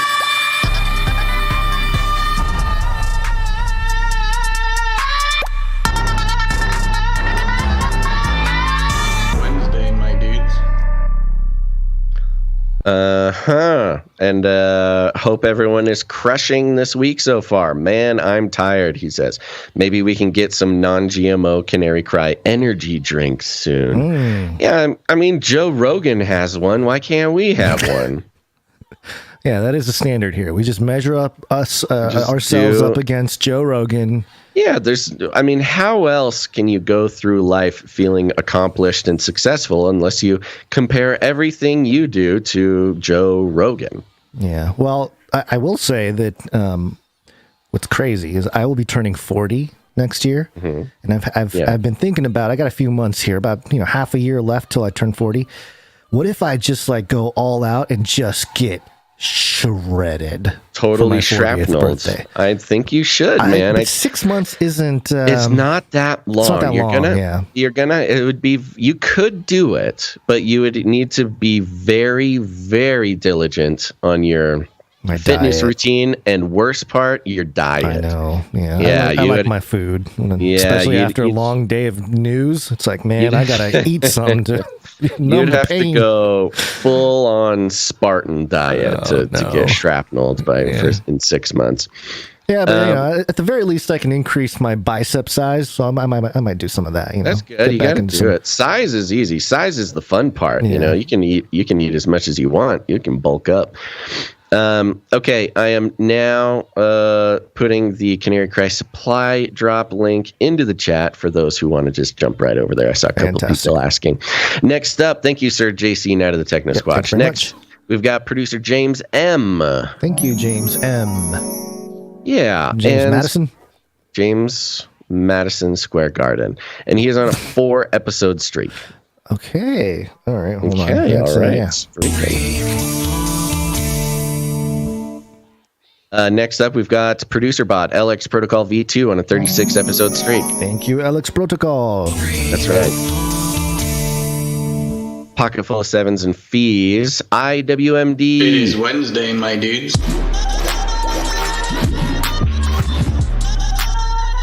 Wednesday.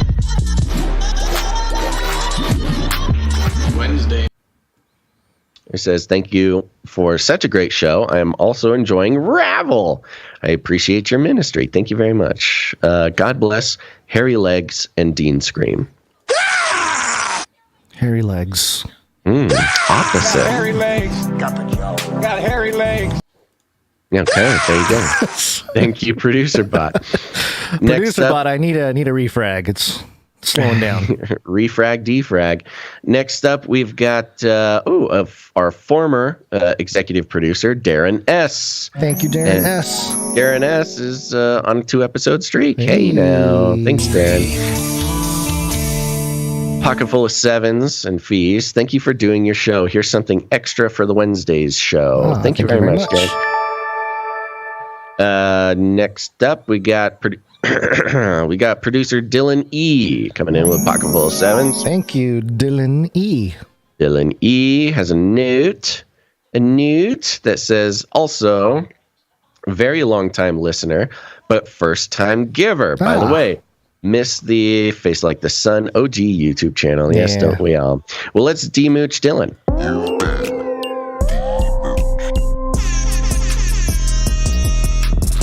Man, it is Wednesday, my demoochers. Yeah, demooches all over the place. It feels good, man. It feels good for everybody. Thank you, Dylan. Okay, that concludes our list of producers who came in the amount of 777 or more, which entitles them to have a note read on the show. We got a few more beneath that cutoff, and we will thank them now, starting with Jonathan F. Thank you, Jonathan F. Jonathan F is on a 2-episode streak, at least. Oh, yeah, there we go. Next up, we got Sir James, Knight and Servant of the Lion of Judah, coming in, and he is also on a streak, one of these big old streaks, 92 episodes in a row. Thank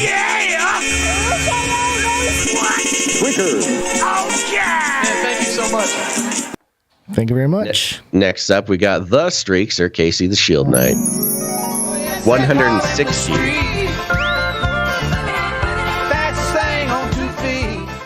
160. Wow. It's almost at the 166 there. We don't have a we got nothing planned. Don't we have figure a it thing out. for Sir it, Casey, but that's okay.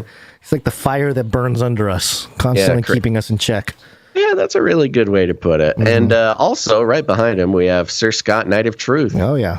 150 episodes in a row. That's right. 0.2. Next up, we got the Streak Sisters, both at 125 episodes in a row, starting with Veronica D. Thank you, Veronica D.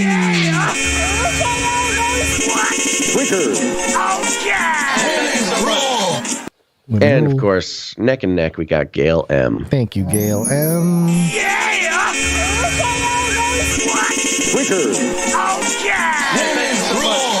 That's right. And then we got Runk Smash bringing up the pack here.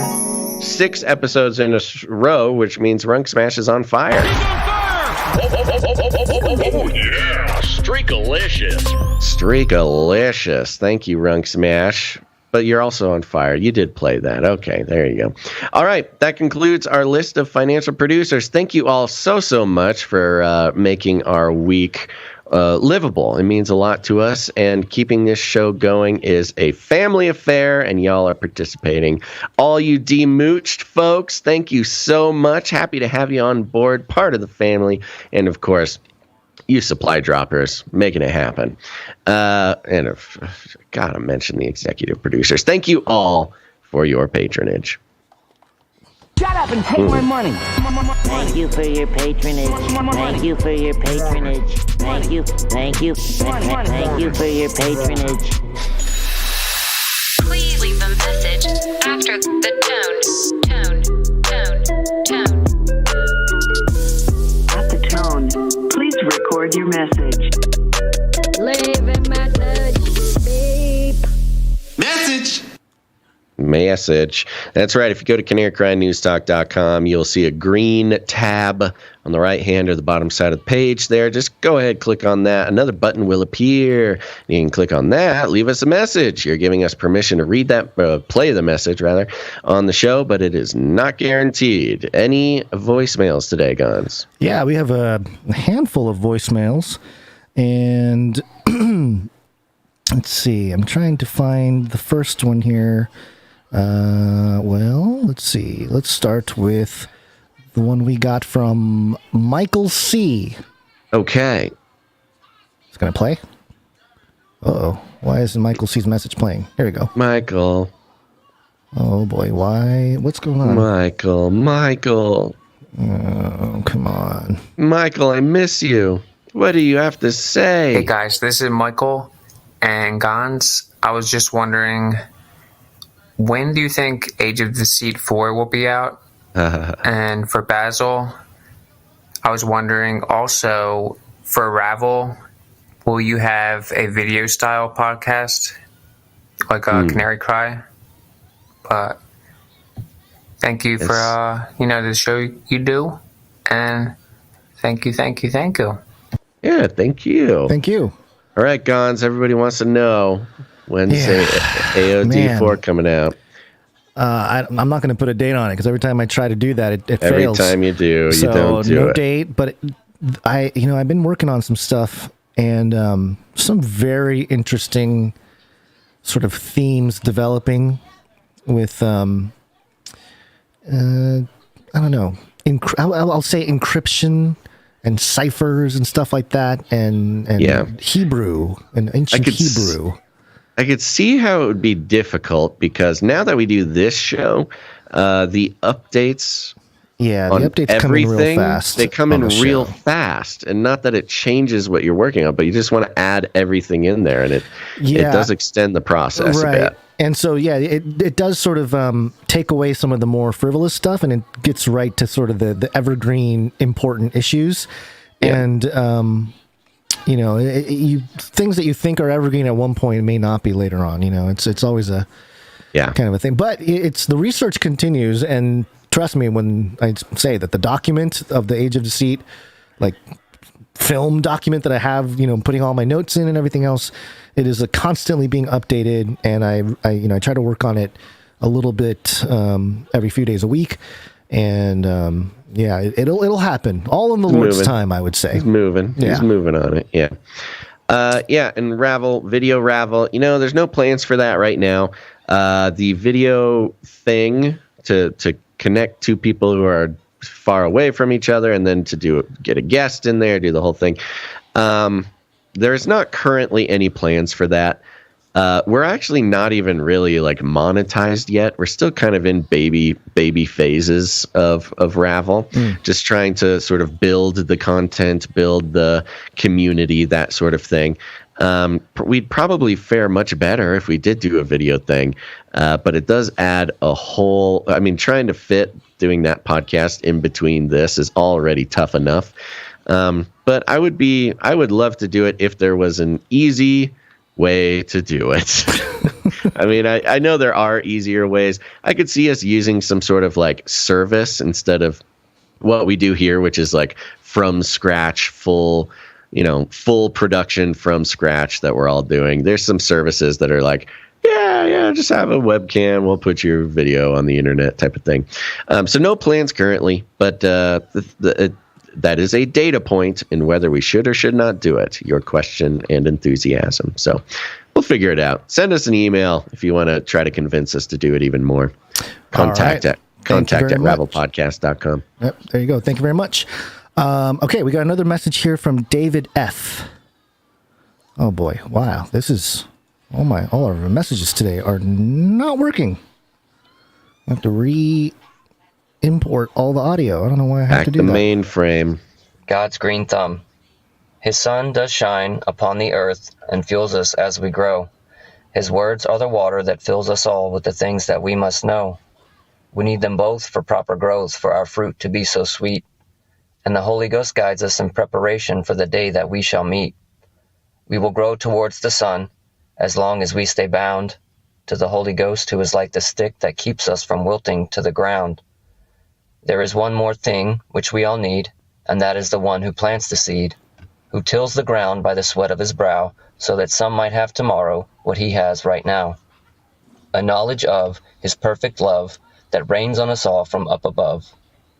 So go plant your seeds wherever you possibly can, for with my own eyes I have seen a tree growing in a once barren land. Each instance of sun in this poem is S-O-N, not S-U-N. Anyway, thank you.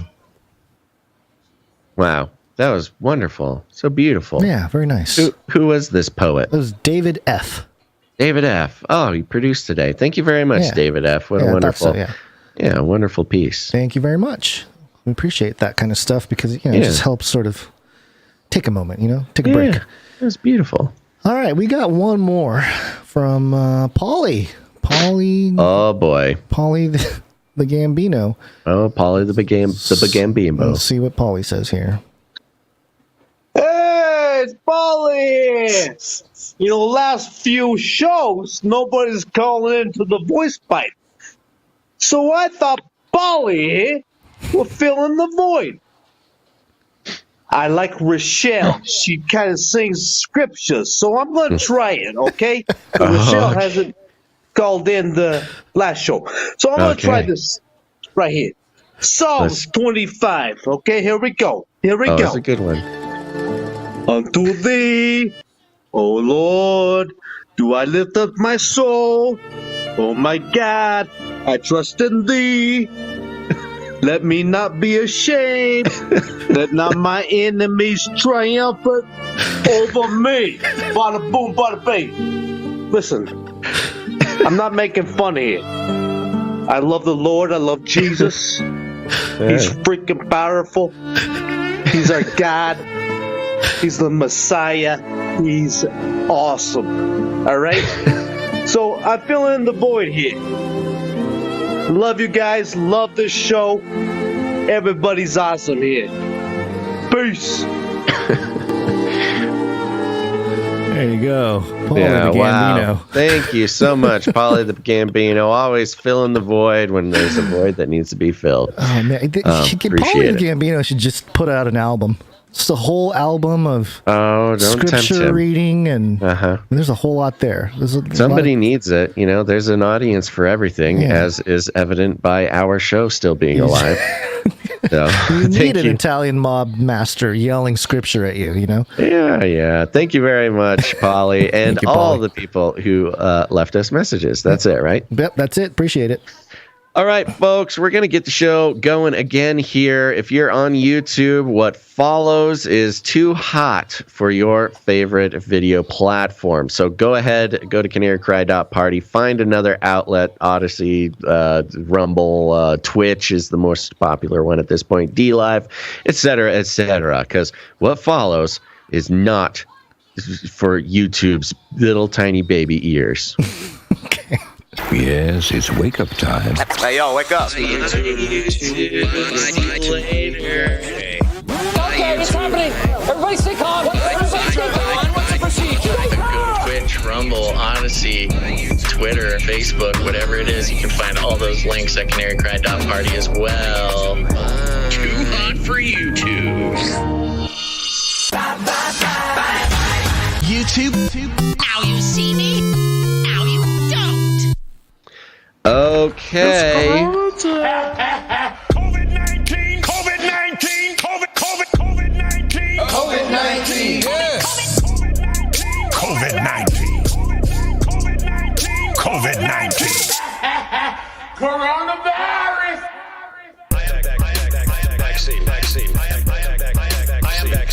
Vaccine, number one way. We got 1 minute to talk about COVID, and then we'll talk about monkeypox. It's all you, baby. It's all me. All right. USAFacts.org. So official. Doesn't get any more official than this. USAFacts.com, .org. The headline, 1 million Americans have died of COVID-19. And then it says here, more than 1 million people, or 1 in 331. Oh, so close. 1 in 331. Americans have died of COVID-19, according to the Centers for Disease Control and Prevention. The virus, they haven't. That's not what the CDC says, but okay. Yeah, well, that's what usafacts.org says. The virus has not been equally fatal for all Americans. I love this line right here. What? Yeah. Okay. The virus has not been equally fatal for all Americans. Black people, Native Americans, and white people hold a higher percentage of COVID-19 deaths than their share of the U.S. population. Why are white people in there? That doesn't make any sense. Yeah, it's black people, Native Americans, and white people hold the highest percentage of COVID-19 deaths. So Latinos and Asians are doing pretty good. We the immune ones, baby. Wow. What a very strange thing to put in this article. Okay. Black people, Native Americans, and white people. It's Again, funny. Yeah. It is also funny. You got black people capitalized, Native Americans capitalized. Well, they've been capitalizing black. I know, but it just happens to be at the beginning of the sentence also, too. Native Americans capitalized. White people, obviously not capitalized. This is white people, in general. Higher percentage. It's a description, not a race. Yeah. So there you go. That's all I wanted to show. That one in 331 Americans. Maybe they had to include the white people to get to that 33 number. And that's they had to scapegoat the white people to help make the numbers fit. For the magic trick.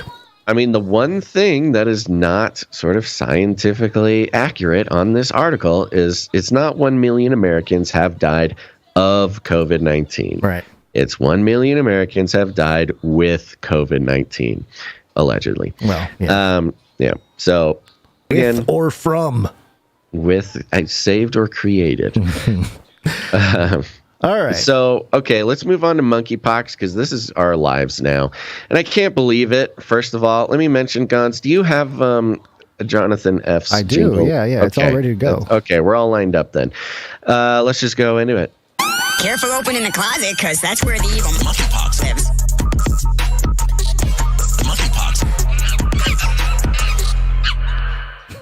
Very good. Thank you, Jonathan F. Answering the call, bringing us a monkeypox jingle. And get used to it, people. I cannot believe that they are doing this to me again. To you. To me. They're doing this to me.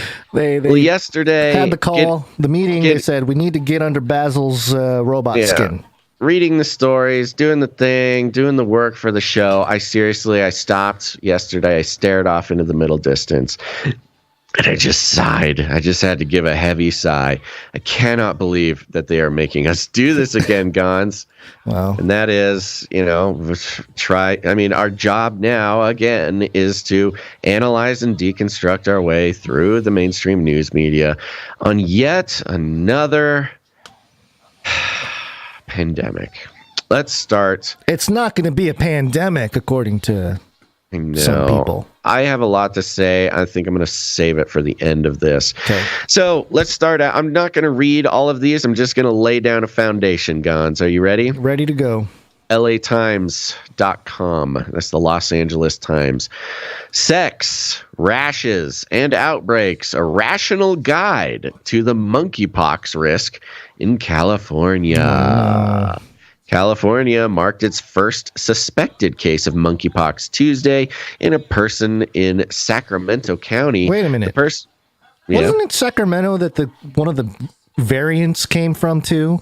Felt like in California. I felt like Omicron or Delta. One of the two was Sacramento. It was one of the first COVID cases ever in America. Was Sacramento? Was it? Yep. Man. So that's what I'm saying. I can't believe that they are doing this to me. We just have to literally go through and say this is the exact playbook from COVID. The person who recently traveled to Europe is isolating at home and isn't in contact with other people, health officials say Tuesday.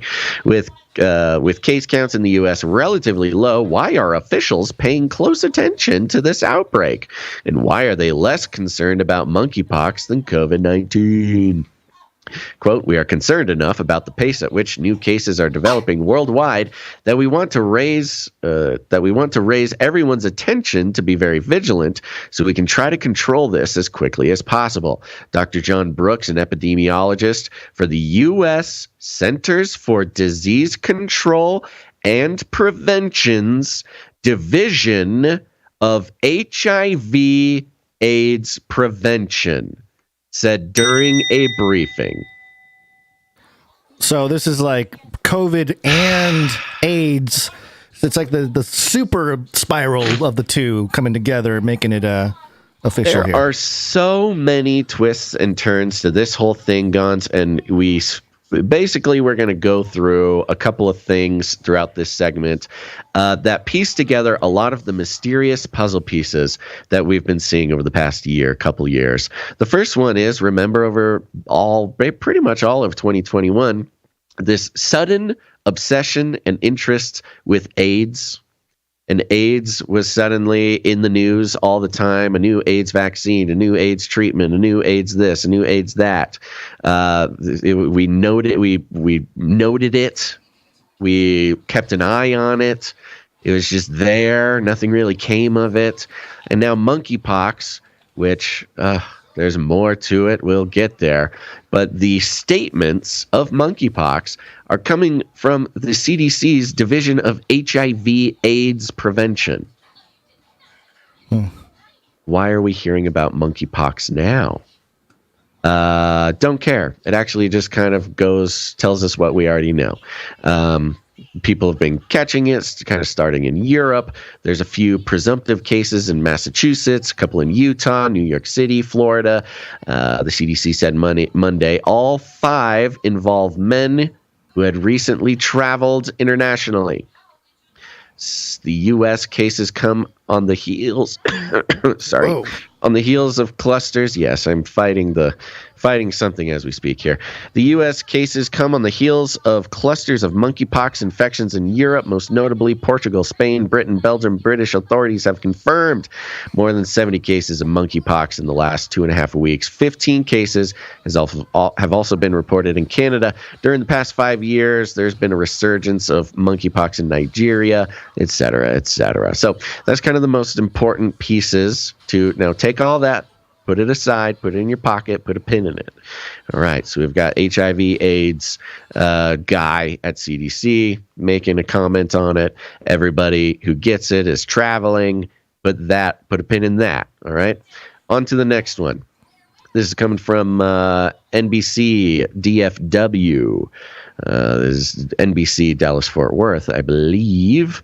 Headline, monkeypox outbreak is primarily spreading through sex, who officials say.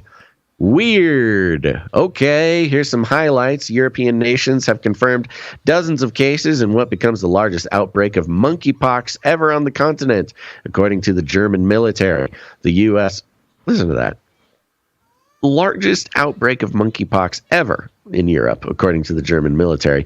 The U.S. has confirmed at least 2 cases in Canada, confirmed 5, Belgium, blah, blah, blah. Belgium introduced their mandatory 21-day quarantine for monkeypox patients. We did report on that. Well, we were all conditioned to figure out what we're supposed to do when all this outbreak happens. So now we got the next thing. It's a turnkey solution, especially after nuclear, whatever, the germ nuclear game. Threat initiative, yeah. Right. The most recent surge in cases appears to have been spread among men who have sex with other men. An outbreak of, and then it tells us things we already know. But where is the exact part that I wanted? The outbreak has quickly advanced across Europe and North America over the last week and is expected to be far more widespread, as doctors look for more signs and symptoms. I think the part you wanted to see is that there's a part right before a break, while the virus itself is not a sexually transmitted infection. which are generally spread through semen and vaginal fluids. The most recent surge in There cases it is. Thank you. appears to have been spread among men who have sex with other men. Yes. Who officials said, emphasizing that anyone can contract monkeypox. Anyone can get it. It's not a sexually transmitted infection. Not sexually transmitted infection, yet everybody who is getting it through having sex. Men versus with men. Of course. Okay. It's men with anti-men. Yeah. All right. And we'll get a fun new abbreviation for that soon, which has an interesting, yes. There you go. So the WHO convened an emergency meeting this weekend via video conference to look at the virus, identify those most at risk, and study transmission. The organization will hold a second global meeting on monkeypox next week to more thoroughly study the risks and treatments to fight the virus. Many diseases can be spread through sexual contact. You could get a cough or a cold through sexual contact, but it doesn't mean that it's a sexually transmitted disease, said Andy Seal, who advises WHO on HIV, hepatitis, and other sexually transmitted infections.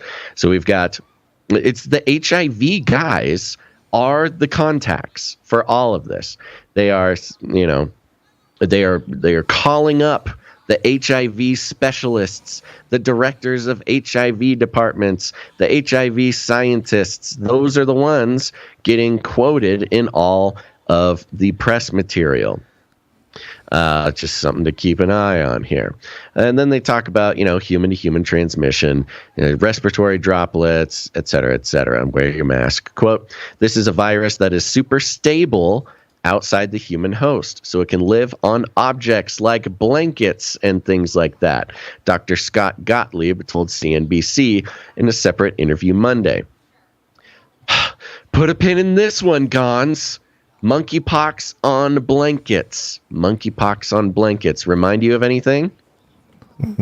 Smallpox on blanket. The conquering of America. Trail of Tears. The Trail of Tears. Smallpox on blankets. Yeah, that is so wild because it's kind of like the same people complaining about the conquest of the European, the white man coming to American soil and terrorism. It's been described as terrorism, and more than that, genocide. Right. The Trail of Tears, smallpox on blankets, was a genocide of Native Americans perpetrated by the white man.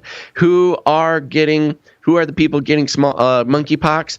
It's the LGBTQ community. And it's on blankets. Genocide of the LGBTQ community on an election year, quote. And so you can see situations where people become reluctant to try on clothing, things like that, where it should become disruptive. What? Areas, right? What? Whoa, what? Scott Gottlieb. Dr. Scott Gottlieb talking about monkeypox on blankets, conjuring up the image of the genocide that is possible through this disease on blankets, and then oh yeah, well, you're just not going to try on clothes before you buy them. That alone is just. That's mind control, all that stuff. Because next time you go to the store, people that really buy into this and are hanging on to every word by Dr. Scott Gottlieb will go to some Marshalls or something the next time they're there, and they'll think twice about trying on something in the public. It's just all part of it. Stuff. Fear, it's crazy, fear man. Society, stay inside, don't live your life, type of thing. But it is what it is. There's also this is not that important, but. This next part. However, monkeypox can kill as many as 1 in 10 people who contract the disease. The fatality rate of monkeypox is less than 1%, hovers around 1%, which is by the number significantly more dangerous than COVID. But it is not 1 in 10. That's now mention what. It can kill. Yeah, and in other similar articles, it talks about 1 in 10 people are at risk of dying of the disease. I'm seeing this reported in a bunch of different ways. Nobody can really get it straight. 1 in 10 people are at risk of dying at the disease. What does that even mean by the numbers? That means nothing. It means 10% of people are at risk of dying. Okay, What is the risk of those 10% of people dying? 1 of 10. It's a total. They're playing with these numbers, using the statistics to make it sound scarier. These are not even this. They give a source to the CDC, signs and symptoms of monkeypox, and it's no more clear over there either. Then it goes into the monkeypox vaccine, or the smallpox vaccine. The vaccine used to prevent smallpox appears to be about 85% effective in guarding against monkeypox in observational research in Africa, who officials said, et cetera, et cetera, et cetera. So there you go. You got some things to set aside there. Genocide, your sexual contact, the blankets. On to the next one. Newsweek. Monkeypox, not a gay disease. Who says? Oh, thanks, who? Yeah. Sexually transmitted disease expert at the World Health Organization, who has stressed that monkeypox is not a gay disease. Okay, again, pulling in an HIV guy, sexually transmitted disease expert. Quote, it is not a gay disease. After cases were verified in gay, bisexual, or other men who have sex with men. Parenthetical, the abbreviation for men who have sex with men, and they will use this, and we will see this over and over and over. I'm telling you right now, I've called them before, I'm calling it now. MSM. Oh, the same MSM. acronym for mainstream media. The same acronym that is made popular by narrative skeptics for years. MSM is now being established as an abbreviation for men who have sex with men. And notice, oh, that is so. Maybe you already had this, kind of go off in your brain. But let me hear it. Yeah. So to push back. So anybody who says, like people like us who say, oh, the MSM, they're lying, they're just a bunch of fake news. The mainstream can literally say, oh, how insensitive of you. To MSM, you're right on the money. Let me simplify it for you. Yeah. MSM is an abbreviation replacing the word gay. Yeah. They are replacing the word gay. You do not call them gay now, you call them MSM. Now, there are some very specific semantics that I could run through with this, and I don't know if it's very important, but you're using MSM because in the parlance of the woke, you don't have to be gay to have sex with a man, to be a man to have sex with a man. Sure. You don't have to be gay to do that. So it's not about being gay. It's not an identity being gay. Right. It's not a sexual orientation. It's simply a man having sex with a man, which is such an incredible twist of culture and social engineering and stuff. And I'm telling you, you're going to see this. And it also, it sets up for those who use the abbreviation MSM to mean mainstream media. Now, suddenly, according to the Google search algorithms, you mean a man who has sex with a man. I mean, I'll read a sentence from this article. The WHO also noted that cases so far have mainly, though not exclusively, been identified among MSM. So, among the mainstream media. The mainstream media. Also noted that, they have been identified. So now think about it. You've got years and years of podcasts, blog posts, articles referring to the mainstream media, and they'll say MSM. Suddenly, the Google search term will identify that as talking about gay men. You talk about the MSM lies. The MSM doesn't care about you. Suddenly you turn all narrative skeptics into homophobic bigots. Yeah. Further connecting people who question the MSM, question the mainstream narrative, the elites, whatever, the establishment, as bigots and terrorists, much like they did with replacement theory. Yeah, 122go2 in the chat said men seeking men, that's MSM, was a category of classified ads. Sure. In there you like go. Craigslist and stuff. Yeah. So there's another. Love it. There you go. And- So now it's going to just all mixed together in a wonderful rainbow of bigotry. Wow. The reason for this is unclear, but it has led to a concern that these communities could face stigma or discrimination. Ah, there it is. As a result, there it is, in a Q&A session. So even if it is not sort of a genocide of, monkeypox on blankets in a physical sense, there's, it's set up as a genocide of discrimination, a social genocide. The other thing is, they're bringing it up so much. I wonder, think about COVID. If you look at the pattern of COVID, and then the kind of people who got COVID and like publicly, got the vaccine or whatever. If you think about it in that term, you can get a celebrity to get monkeypox, and you can create, in the divide and conquer sort of thing. You can have half the people saying, or maybe complain, or I don't know, criticizing that, he did it with a dude or whatever, right? I mean, depending on who it is. I'm thinking about maybe like a well-known male celebrity or something, and his sexuality gets questioned because he got monkeypox, and then you get the other side defending him, like, he just wanted to explode, whatever. The culture war can continue going on, but it's. I think you're talking about that culture war you're talking about would have been like 10 years ago, but I think it would be. It would be the same with COVID, where if somebody got COVID, there was shame associated. Right. There was, you must be an anti-vaxxer. There was, all this kind of stuff. Right. So, but similar to what you're saying, there is like a stigma to it. In a Q&A session on Monday, Andy Seal, an advisor with the HIV, hepatitis, and sexually transmitted infections program at the WHO, said, quote, while, for example, we're seeing some cases among men who have sex with men, this is not a gay disease, as some people on social media have attempted to label it. That's just not the case. Anyone can contract monkeypox through close contact. Yeah, I mean, similar to HIV and AIDS. That's it harkens back to the conversation about HIV back in Fauci's day, when HIV was his main gig. And, it started out as kind of the gay disease, but then quickly expanded. And there was a similar campaign that it was not a gay disease.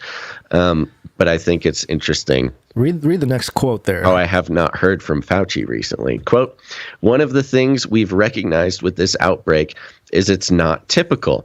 We're seeing cases among men who identify as gay, bisexual, or from other groups of MSM in several countries, often linked to travel or recent travel. And it seems, remember, we had a pin in that one, the travel. And it seems clear that this is linked to close contact. So this could be through social contact, possibly through sexual contact, which of course is close contact. Thanks for the clarity, Doc. By the way, that was not me adding that joke. That's him. That's word for word. We're still in the early days of this outbreak, so there's a lot we're still learning. Okay, so there you go. That's kind of the long and short of it there. Right. Okay, now. Oh, by the way, the very last sentence here, asked whether the virus may have mutated in a way that allowed it to spread better through countries in which it is not endemic. She said, quote, we don't have the answers to this. We really don't know. We don't have evidence that there's a mutation in the virus itself. We are beginning to collect that information. We'll be convening groups of virologists, yada, yada, yada. I think the variant is what I'm kind of not freaked out, but like I'm worried that that's going to be the thing that really spreads. That's what we're going to keep an eye out for, because it just takes, as we learned, as we've been conditioned with all the variants before, it just takes one little variant for it to turn into mega contagion, like Omicron. Yeah. But it's interesting because, again, depending on the report that you're reading, some of them will straight up say like, oh, no, it's not a variant. This is not a variant. We know it's not a variant. And this person is saying we don't know. Man, Newsweek has a bunch. They have the dangerous parallel between monkeypox and AIDS. And then monkeypox, sex and transmission, what we know, what we don't. Can you get vaccinated for monkeypox? It's all they're the just things. Switching all the COVID stuff. The SEO for COVID, they're just moving it over to monkeypox. This is amazing to watch. Yep. Okay, so things that we have in common. Travelers. The travelers. Let's remember that. The travelers. Time travelers, yeah. No, the travelers are the ones getting sick. Now, I do want to say real quick on the subject of baiting. There is an aspect of this that is going to be very tempting for GOP politicians and individuals on social media to jump in and jump on this gay aspect of it, the MSM aspect of the disease. And that is exactly what they want you to do. Much how, the MSM acronym will suddenly turn a lot of blog posts and articles and podcasts and things into, strangely bigoted, content directed towards MSM instead of the mainstream media. Yeah. It is also a timely opportunity to get some wonderful sound bites and social media posts and et cetera, for those who take the bait and talk about monkeypox as a gay disease or whatever. Right. This is a risk. I think there are people. I'm not saying everybody. I'm not saying some. It's a Democrat Party protocol or secret plan, but I'm saying when people, but certainly not our people because they're too smart for that. But when people start posting about how monkeypox is, God's judgment on gay people and, et cetera, it's going to further fuel the Democrat fire for the midterms. And everybody thought the Republicans had the midterms in the bag, but the series of events are lining up to create a situation for a real upset for the Democrats to close that gap. Similarly to how, everybody was so sure Hillary was going to win, and then she didn't. So I see a possible upset in the midterms if some of these setups, if some of these, pieces of bait laid out for conservatives get taken. And unfortunately, from my experience and from what I've seen in the world, the GOP are horrible at identifying bait and not taking it. They love eating the bait up. Nom, nom, nom, nom, nom, nom. Okay. On to the next thing here, Gonz. Everybody take a breath because there's more. This is an article from November 4th of 2021 from the Evening Standard, being mirrored by Yahoo News. And the headline is, Bill Gates warns of smallpox terror attacks and urges leaders to use germ games to prepare. Bill Gates. Sounds very familiar. In fact, we probably read this exact article back in November. We did a lot of reporting about the germ games. Yeah, we did the same story. It was a different article outlet. Different outlet. Same story, yeah. Yeah. Bill Gates has warned that governments must prepare for future pandemics and smallpox terror attacks by investing billions in research and development. Mr. Gates made the warning during a policy exchange interview with the chair of the Health Select Committee, Jeremy Hunt. The Microsoft founder also called for the formation of a new $1 billion World Health Organization pandemic task force. While the research may be expensive, he said that it could lead to don't care. He said the countries like the US and the UK must spend tens of billions to fund the research. Quote, I'm hoping in 5 years I can write a book called We Are Ready for the Next Pandemic. But it'll take tens of billions in R&D, and the US and the UK will be part of that. It'll take probably about $1 billion a year for a pandemic task force at the WHO level, which is doing the surveillance and actually doing what I call germ games, where you practice. Mr. Gates suggests you practice. Hold on. It's such a weird quote. So it'll probably take about $1 billion a year for a pandemic task force at the WHO level, which is doing the surveillance and actually doing what I call germ games, where you practice. End quote. End of practice quote. What? What are you talking about? Practice, guys. Okay. Mr. Gates suggested that the germ games could include preparing for acts of bioterrorism such as smallpox attacks on airports. Quote, you say, okay, what if a bioterrorist brought smallpox to 10 airports? Yeah. You know, how would the world respond to that? There's naturally caused epidemics and bioterrorism caused epidemics that could even be way worse than what we experience today, he said. Quote, there's naturally caused epidemics and bioterrorism caused epidemics. Wow, they just repeated the thing. Cool. Despite the dire warning, the world's fourth richest man also struck an optimistic note during the interview, anticipating the, quote, incredibly beneficial medical innovations that could come from increased funding for pandemic prevention. Money! We'll have incredible medical benefits from the bioterror attacks that will spread around the world from airports, for example. Yep. And then I'm not going to read the whole thing, but he does say part one of these benefits is making vaccines, just a little patch you put on your arm.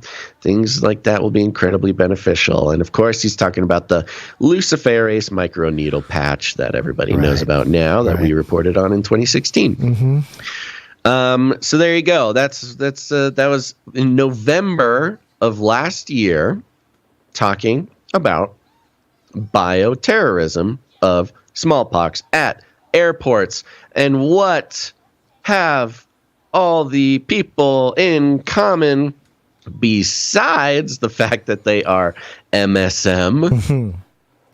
Travel. They all just came back from travel. Now, Bill Gates in November was talking about doing the germ games. Well, we know that there's been a germ game played for monkeypox specifically. This was the NTI.org, the Nuclear Threat Initiative. We reported on this 2 episodes ago, strengthening global systems to prevent and respond to high consequence biological threats. This was posted November 23rd, just 14 days after, no, I guess that'd be 19 days after Bill Gates mentioned we need germ games. And this was the article about the germ games played out about smallpox. Yep. Monkeypox. I'll read the exact thing here. Developed in consultation with technical and policy experts, the fictional exercise scenario portrayed a deadly global pandemic involving an unusual strain of monkeypox virus that first emerged in the fictional nation of Brinia and spread globally over 18 months. Ultimately, the exercise scenario revealed that the initial outbreak was caused by a terrorist attack using a pathogen engineered in a laboratory with inadequate biosafety and biosecurity provisions and weak oversight. Wuhan. By the end of the exercise, the fictional pandemic resulted in more than 3 billion cases and 270 million fatalities worldwide. But the medical breakthroughs that come from the luciferase microchips are going to be fantastic, says Mr. Bill Gates. Why don't you read this next paragraph too, because that's important also, and then you can already see it playing out. Discussions throughout the tabletop exercise generated a range of valuable insights and key findings. Most significantly, exercise participants agreed that notwithstanding improvements following the global response to COVID-19, the international system of pandemic prevention, detection, analysis, warning, and response is woefully inadequate to address current and anticipated future challenges. Gaps in the international biosecurity and pandemic preparedness architecture are extensive and fundamental, undermining the ability of the international community to prevent and mount effective responses to future biological events, including those that could match the impact of COVID-19 or cause damage that is significantly more severe. So just like Bill Gates said. This is basically saying that if we don't create a one world medical authoritarian government infrastructure, then we can have worse, more severe outbreaks. It's almost like they're threatening the general public. That if we can't get it together, then more pandemics will break out. It was also done in the context of bioterrorism, just how Bill Gates mentioned. Now, reports and findings, not going to read them all, but one of them was national governments should improve preparedness by developing national-level pandemic response plans built upon coherent system of triggers that prompt anticipatory action despite uncertainty and near-term costs. In other words, a no-regrets basis, which is lockdowns, quarantines, don't care about anything. Don't care about the economy. Don't care about rights. Don't care about nothing. No regrets. You just, you trigger them. And that's what we saw in, what was it, Belgium? Mm-hmm. Was it Belgium? Yep, yeah, they locked down 21 days. They bought 40,000 vaccines, smallpox vaccines. Moving instantly. They don't want to be accused of not moving. Now, here's a fun part. This germ game from the Nuclear Threat Initiative actually happened in March 2021. So this was done, and it was done with participation of the WHO, other big health initiatives. Let's see here. Let me read the actual thing. Participants included 19 senior leaders and experts from across Africa, Americas, Asia, Europe, with decades of combined experience in public health, biotechnology industry, international security, and philanthropy? Isn't Bill Gates the greatest philanthropist the world has ever seen? Do you think perhaps that Bill Gates, if at least not was a part of this, not in the room, this would not have happened without Bill Gates knowing about it? Yeah. He funds all these people. He funds everything. He knew that this happened. If he didn't know about this, then somebody is on purpose keeping it from him. And I don't think that's happening. So he knew about this in March 2021. Yeah. Why then is he pretending to not why is he pretending to not know about it in November? Yeah. He's saying, hey, we need to do germ games. Why aren't we doing germ games? Everybody do germ games. We just did germ games, didn't you? Exactly. There's no way in this version of reality that Bill Gates did not, if not have a direct hand in this germ game, there is no way that he did not know that it happened. And so him pretending, putting on airs in November that nobody's doing germ games. We need to do germ games. Highly suspicious. Just for me, I'm just a suspicious guy, I guess, Gonz. Well, there was a headline out there from World News. Bill Gates' prediction of the arrival of a new virus seems to have come true. Whoa! Monkeypox could become a major global problem if its spread is not stopped. He's a prophet. He talked about it. Who profits? And he talked about it in bioterrorism terms. The germ game was done in bioterrorism terms. Well, by the way, he said, what if they released it through airports? Everybody who's getting it now is traveling. Look at this tweet from Bill Gates on May 22nd. This is, again, Bill Gates' tweet. Movies like Outbreak nailed it when they imagined a global disease-fighting team who was ready to respond to a crisis on a moment's notice. Now we need to make it a reality. Yeah. It's crazy. Now, here's the thing, Gonz. Again, referring back to my long, deep sigh yesterday that this is about to engulf our lives and this is our job from now on, is following stupid monkeypox. I did sort of start to get a little bit concerned. I do not think that they are going to stick with a natural cause of this. Oh, no way. Yeah, I think they're setting up the world for... I have a hunch that is going to be publicized someday. It might not be tomorrow, might not be in the next couple weeks. Maybe a couple months from now, I could see it happening after after it gets worse. I could see them actually going with bioterrorism with this thing. And, it's one thing for COVID to be a zoonotic disease, as they claim, and try to instigate surveillance measures and, digital IDs. But you pair it with terrorism, that is one of the main ingredients that are required for full-on, capitulation by the public to give away all rights to privacy or travel, freedom of travel or whatever. Notice the similar result, or I guess like the forcing of a surveillance apparatus as the solution, both in the shooting has to be. And in this situation of a potential bio, by the way, you're glitching like crazy. I don't know what's going on. You're like pixelating. You're turning into 2D graphics. It's crazy.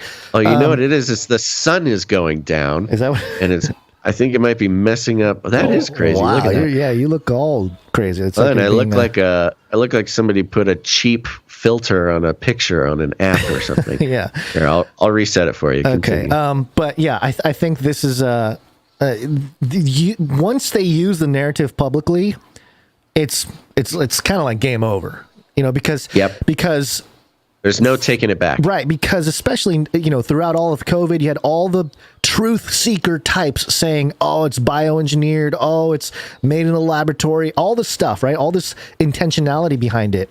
So I'm sure the elite lizard people are like, oh, you guys want intentional. You guys want design. Well, we'll give it to you. And, when they release that, it'll be, and with that comes a way to eradicate it. Great point. Oh my gosh. Good point, Gonz. Thank you. Yeah. Oh, this is what you want?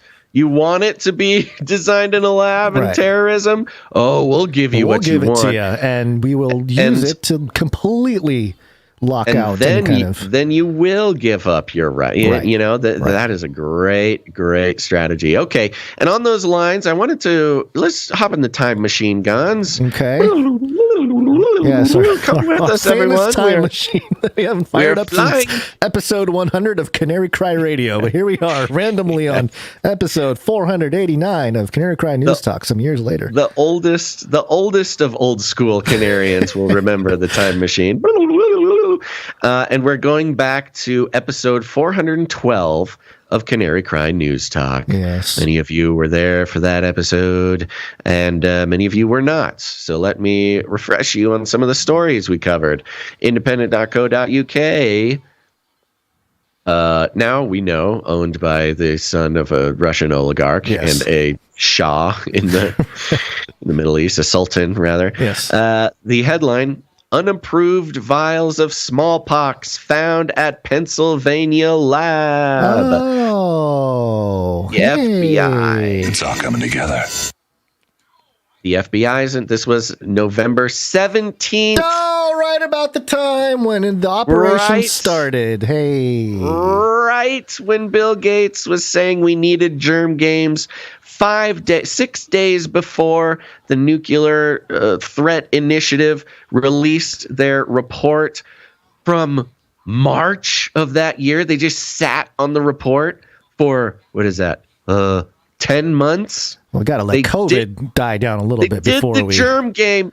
I mean, think about the timing of the Nuclear Threat Initiative. Yeah. They did the germ game in March and did not reveal the report until 5 days after the FBI is investigating how several vials labeled smallpox came to be in a Pennsylvania vaccine research facility. The FBI and the Centers for Disease Control and Prevention are looking into the 15, quote, questionable vials that were found in a Merck facility freezer outside of Philadelphia. An alert was sent to Department of Homeland Security leadership on Tuesday night saying 5 of the vials were labeled smallpox and 10 as vaccinia, reports Yahoo News. The vials were secured immediately and the facility was put on lockdown, which has since been lifted. In a statement to CNN, the Centers for Disease Control and Prevention said, quote, there's no indication that anyone has been exposed to the small number of frozen vials.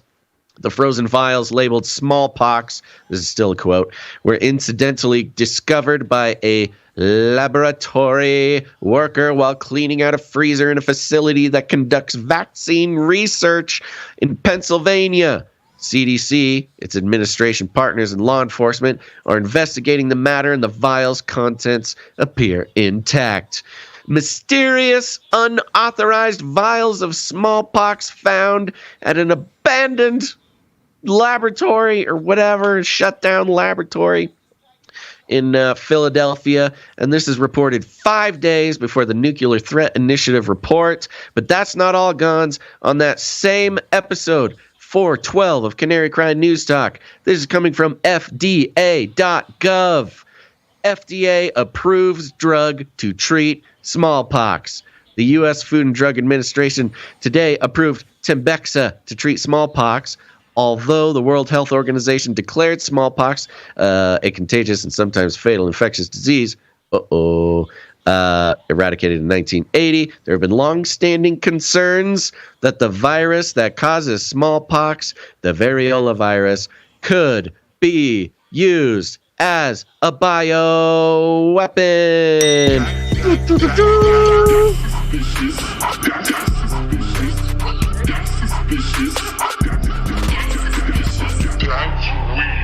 So the That's FDA, weird. The FDA was like, "Hey, starting today, smallpox could be used as a bioweapon. So They beware." Approved the new Tembexa to treat smallpox. Again, this is not a vaccine. Allegedly, smallpox had been eradicated, and through the magic of vaccines, as we're constantly reminded by the World Health Organization, smallpox allegedly eradicated, but out of nowhere, for no reason, the FDA approved a treatment for smallpox, specifically because smallpox could be used as a bioweapon. Yeah, it says it right here. Although naturally occurring smallpox no longer exists, concerns about potential uses of variola virus as a bioweapon has made smallpox drug development an important component of the U.S. medical countermeasures response. How do they know? What are they just are they just covering their bases, or maybe they have some germ games data? Yeah, I pray to the good Lord that we are seeing connections that do not exist. But the timeline from March of 2021 all the way through today. Oh my gosh. Yes. Tembexa was developed in conjunction with the U.S. Department of Health and Human Services Biomedical Advanced Research and Development Authority, the BARDA, which just sold a bunch of vaccines. FDA granted approval to Tembexa to Chimerix Inc. Oh, love it. Yeah. Chimerix. Okay. All right. Keep an eye on them. Chimerix. Now's the time to buy Chimerix. Are they a public company? This is not investment advice. No, it's How do you not. spell it? Yeah, it's not public. Let's make some cash on the elite agenda. That should be a whole thing. That should be a whole, not financial advice, but a whole different kind of analysis of investment. Yeah. Just new world you order buy the investment. rumor. Buy the rumor, man. Yeah, let me see. This is the Inc. rumor. Don't buy. Don't do anything. This is not investment advice. Mission Health Medicine stock prices. I think they are a public company. Tembexa. Yeah, right here. First antiviral approved for the treatment of smallpox in all age groups. What is your ticker symbol? CMRX. Stock information. There it is, right there. $1.80 or so right now. $1.80. I could afford $1.80. I could buy $1.80. All right. One share of Chimerix. I could get $1.80 worth of Chimerix, because if it goes the way of Pfizer and Moderna, how much did it peak? What was it? I can't remember the amount that. Ooh, interesting. Why is it? I don't know. It doesn't matter. We're not investment people. I'm looking at the $1.80. I could lose $1.80. I ain't scared of that. I just like looking at charts of these bio stocks. We're buying the rumor here, okay? They got their smallpox treatment. We already have smallpox vaccine, but they got their smallpox treatment. And as we know, that's where the real money is. Yeah, it's not it's not eradication, it's treatment. It's not eradication. You want to treat it. Exactly. Yeah. So there you go, man. I mean, it's just too much. It's too much. I can't ignore it. It's too much. There's so many different angles to this. It fits in with everything. There's a lot of establishments and elite individuals who stand to gain politically and financially and reputationally. Remember, Bill Gates is on a reputation revivification sort of it makes thing. sense. It makes sense now too. It's not just for future books. It's not or something. for nothing. It's because he's probably the czar of the next. I mean, he was kind of in this last one, but more so. Nobody was going to take him seriously. Right. Nobody was going to take him seriously unless he, accurately predicted the exact thing that's going to happen using the exact words. They need to. They've made him a prophet.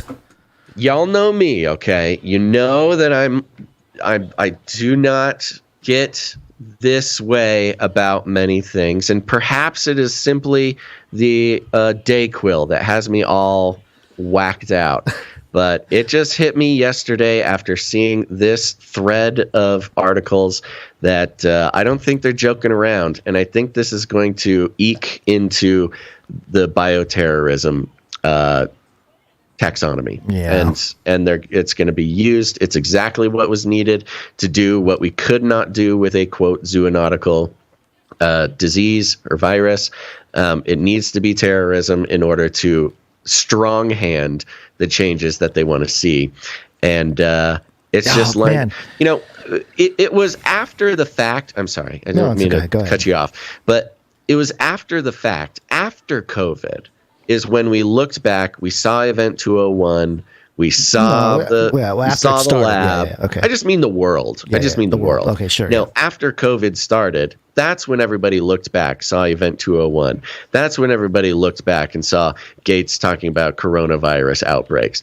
That's when maybe it wasn't Gates, but it was elites talking about it. That's when you look back, you see, the funding of the Wuhan lab and blah, blah, blah. It all made sense afterwards. But I feel like what we have here is all the stuff that in some ways, the exact same stuff that happened with COVID, but we're seeing it way earlier this time. And I don't know what to do about it, but it's a lot. It's a lot, man. I thought we were just going to get to report on like Biden saying silly stuff for a few more months, or World War III, honestly, scares me less than this does. Yeah, I was trying to see if there's any, the Illuminati cards based on smallpox specifically. Maybe there's something out there. The only thing I'm seeing so far are the same things we saw for COVID, the Centers for Disease Control, the epidemic. But, really, if you think about the comparing it to COVID, if we look at the pattern, every iteration becomes more intense, right? And COVID at the time felt intense, but if we project what they might do with monkeypox, COVID will seem tame. And that's kind of where I'm like, I don't know. I don't like the direction of where this is going. Absolutely. And that's in their words, too. Right. You have Bill Gates saying exactly, hey, the next thing will be way, way worse. He almost literally says in the same breath, a smallpox bioterrorist attack will be way, way worse than COVID ever was. And you don't have to like the guy, but he tends to somehow mysteriously get things right once in a while. All right. We spent so much time on that, but I did feel very impassioned, and I'm sorry I kind of took the entire segment, but I just had to do it. And I think, are you ready? 7:12 p.m. where we are, which means on the East Coast it is 10 o'clock. I know. People are dropping off, going to bed over there, and that's okay. That is okay. Catch it on the podcast version. Okay. All right, let's take it a break. It's break time. Come on, take a break. This is our second break where we thank our producers who come in with their talent. Canary Cry News Stock is a place for therapeutic reflection of our troubling world. And we invite everybody to who has talent to express all of these things with art, music, jingles, interpretive dance. Just keep throwing that out there, especially on ice. That would be fantastic. So we like to share that here because, we're a community of people that all sort of see the world in a very similar way, and there's not a whole lot of us out there. And so it's a good way to build community as we deal with the Bill Gateses of the world telling us about the next pandemic. Yeah, and so we're going to start things off with audio production. If I can get it to work, let's do it. Audio production.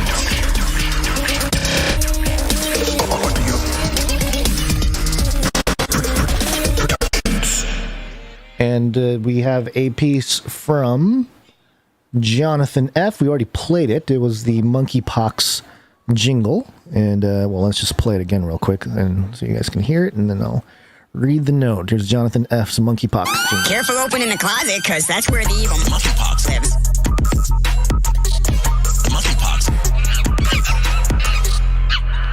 Perfect. Perfect. Jonathan F. just said, here's the very needed jingle. Hope this fits the bill. It does. Thank you very much, Jonathan F. Very needed. Yep. That was all the music we got today, but it was a very important piece. So thank you, Jonathan F. We're going to move on to art. One art, please. We're going to kick it off with Dame Allie of the Skillet Nation. One art, please.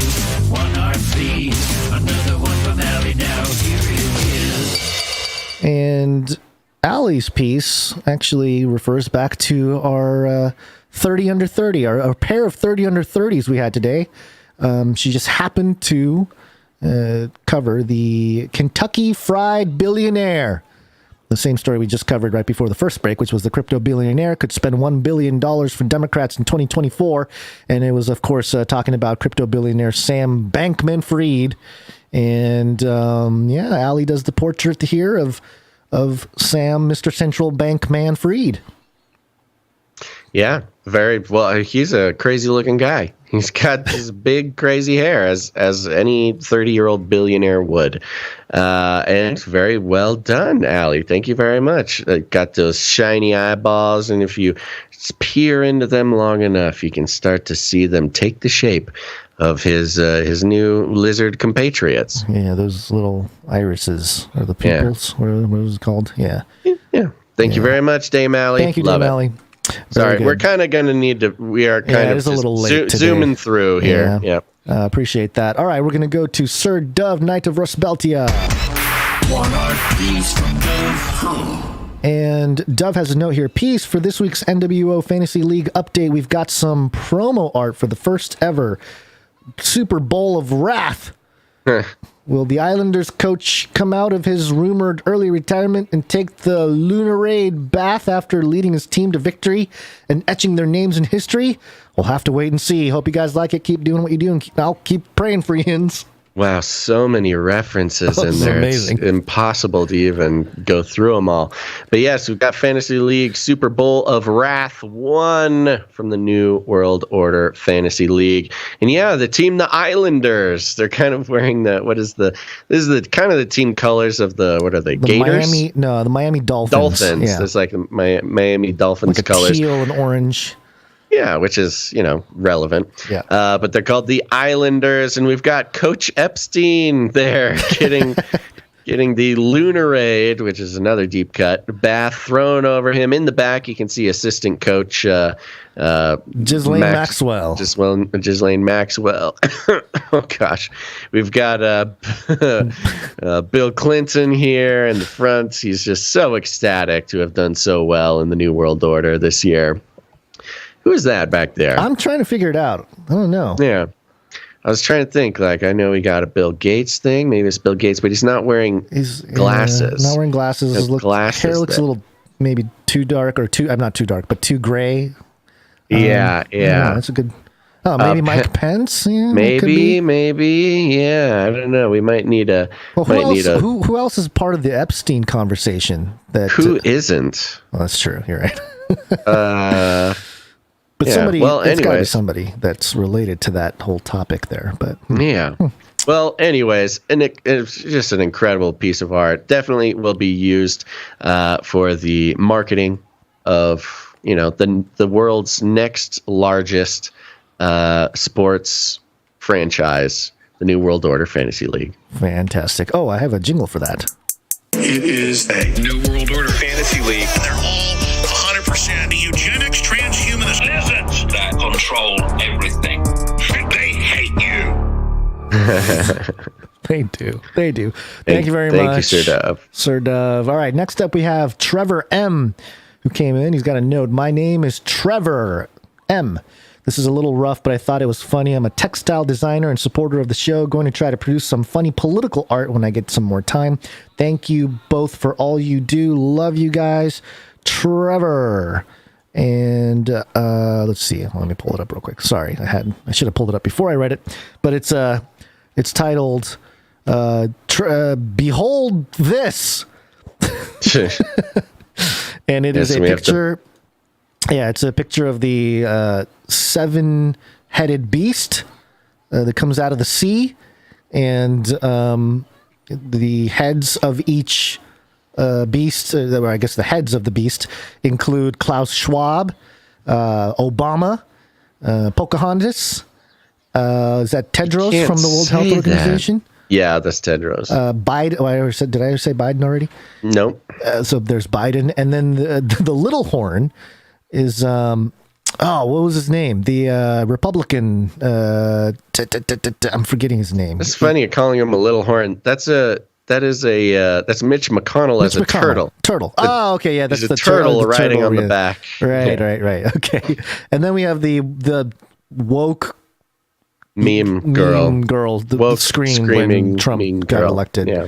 So that's the seven heads, apparently. Thank you. Wonderfully done, Trevor. Appreciate it, Trevor. And yeah, I mean, anytime there's, political art like this, it's funny. Yeah, it's always a good time. Yeah. So thank you very much, Trevor M. Looking forward to more from you. And we got one more from Mr. Jag. Mr. Jag coming in. He's got a note here. I had an unusual dream a couple weeks ago. I'm not into explaining dreams a lot or even care about dreams, but this was different. I was almost like it really happened. I was sitting at a table, and a counterfeit Gonz was sitting in front of me, convincing me that I need to stop all my activities regarding Canary Cry. Yeah, that's when you know it's definitely not me, because, I would not tell you that. Mm-hmm. It was fairly easy to recognize that I'm not talking to Gonz, although it looked just like Gonz. But apart from the eyes, another character walked around the table wearing a suit, but never saw the face. The second person felt like a lot more of a threat, but just kept walking. I was puzzled, why would such a thing happen to me, as I'm literally the least talented artist, only producing sketches, not even full drawings, not even be able to give back as much as I should. Mr. Jag hard on himself. This was something difficult to shake off. It took some prayers and fasting, and this sketch took unusually long time to produce. If possible, I would like to request a prayer, please. Additionally, last week was my birthday. Gonz, I'm just a few months younger than you. Thank you very much, Mr. Jag, and we'll call the producers. Well, that was the idea, to call the producers in that moment. It's not really working out. Where's my producers? Hold on. Why? Everything's stuck. The voice is totally giving out. Producers, assemble!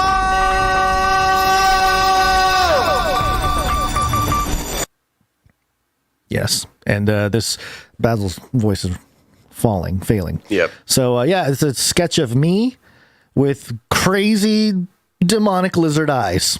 Mm-hmm. Don't know how I Very feel about well that. done. No, it's not you, Gonz. It's an imposter. I don't like being used like this. An imposter. Thank you very much, Mr. Jag. Really appreciate you sending your stuff in. Yep. Crazy dream, too. Yeah, pretty wild. And yes, we'll be praying away any kind of demonic influence that is approaching you in the evenings there. Indeed. All right. That's it for the art. We got a microfiction.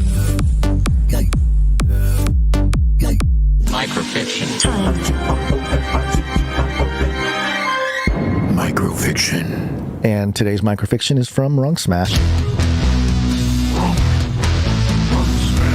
And I'm going to have to stall for 1 second because I got to get this going. Stall. Monty, sneaking out, goes to the wisest of animals, prostrating himself before her and reverentially says, "Oh, great Kevin, daughter of Kevin, son of Kevin, please tell me what to do. The woman Papa left to watch over us worships Big Mouse."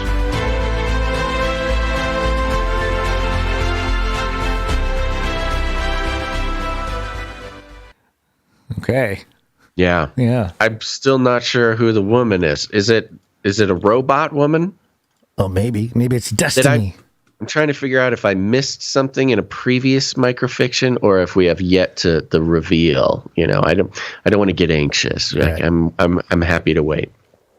Thank you to everybody who created art of different and varying varieties for this episode of the show.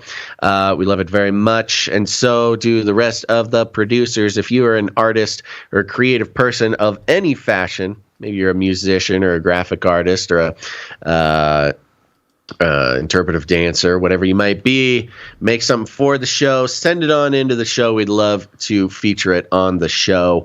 You can send it on into CanaryCry.Radio@gmail.com. It's that easy, folks. Come on now, get to it. Time to wake up and do a little quick Nephilim update here. Yes, it's wake up time. Hey, yo, wake up. And where's my Nephi? Here's my Nephi. Here we go. Nephilim update. Nephilim update. And it's it's kind of like a Seraphim update kind of too. We'll see.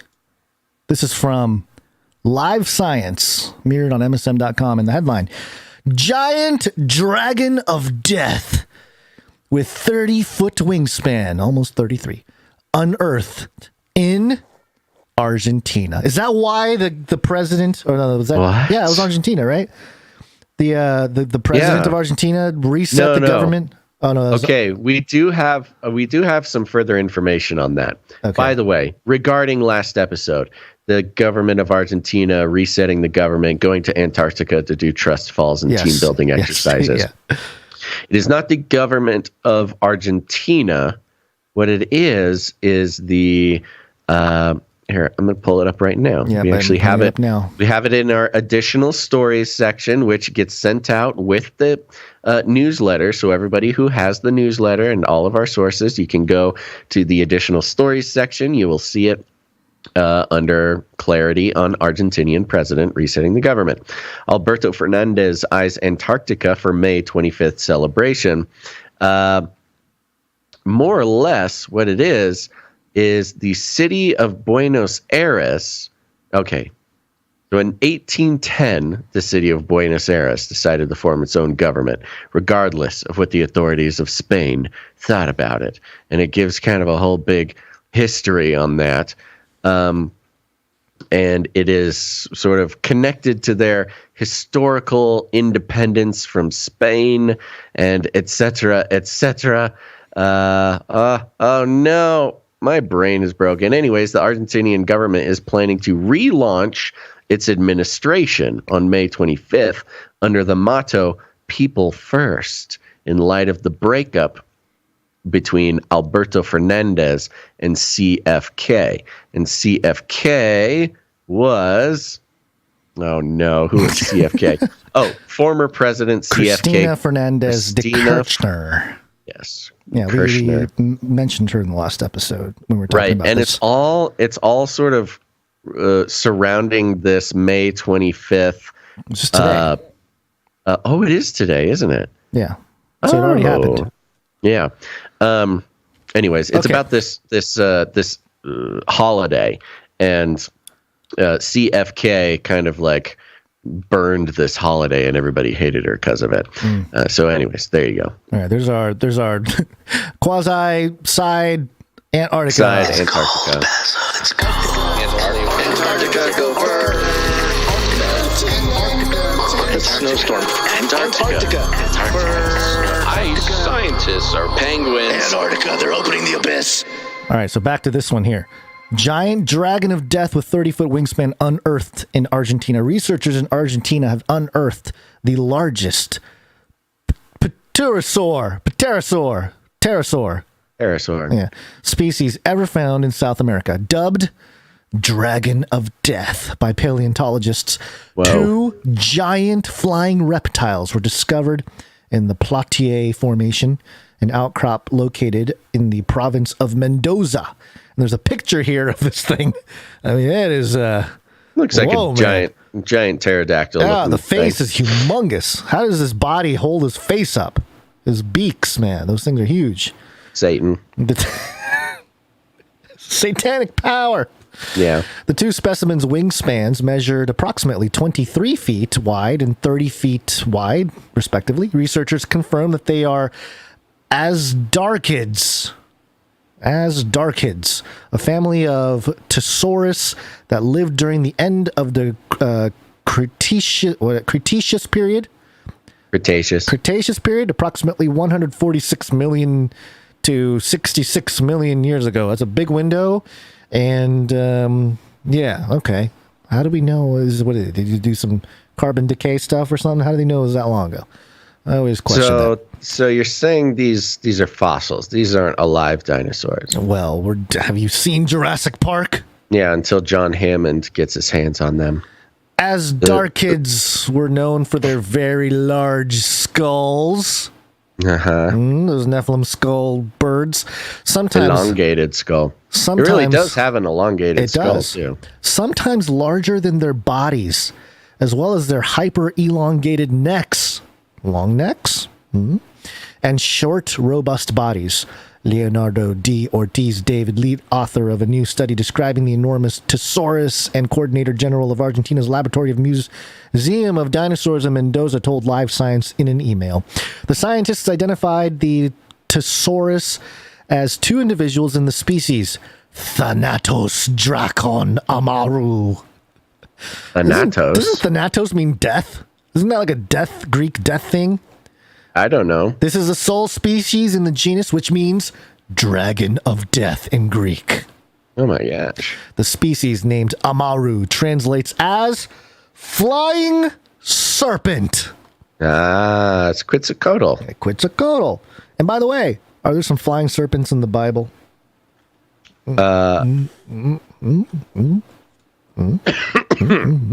Oh, that was a close one. Researchers determined that the 2 Pterosaurus died at the same time and that one was not yet fully grown, but the scientists can't say for sure if the 2 animals represent part of a family group.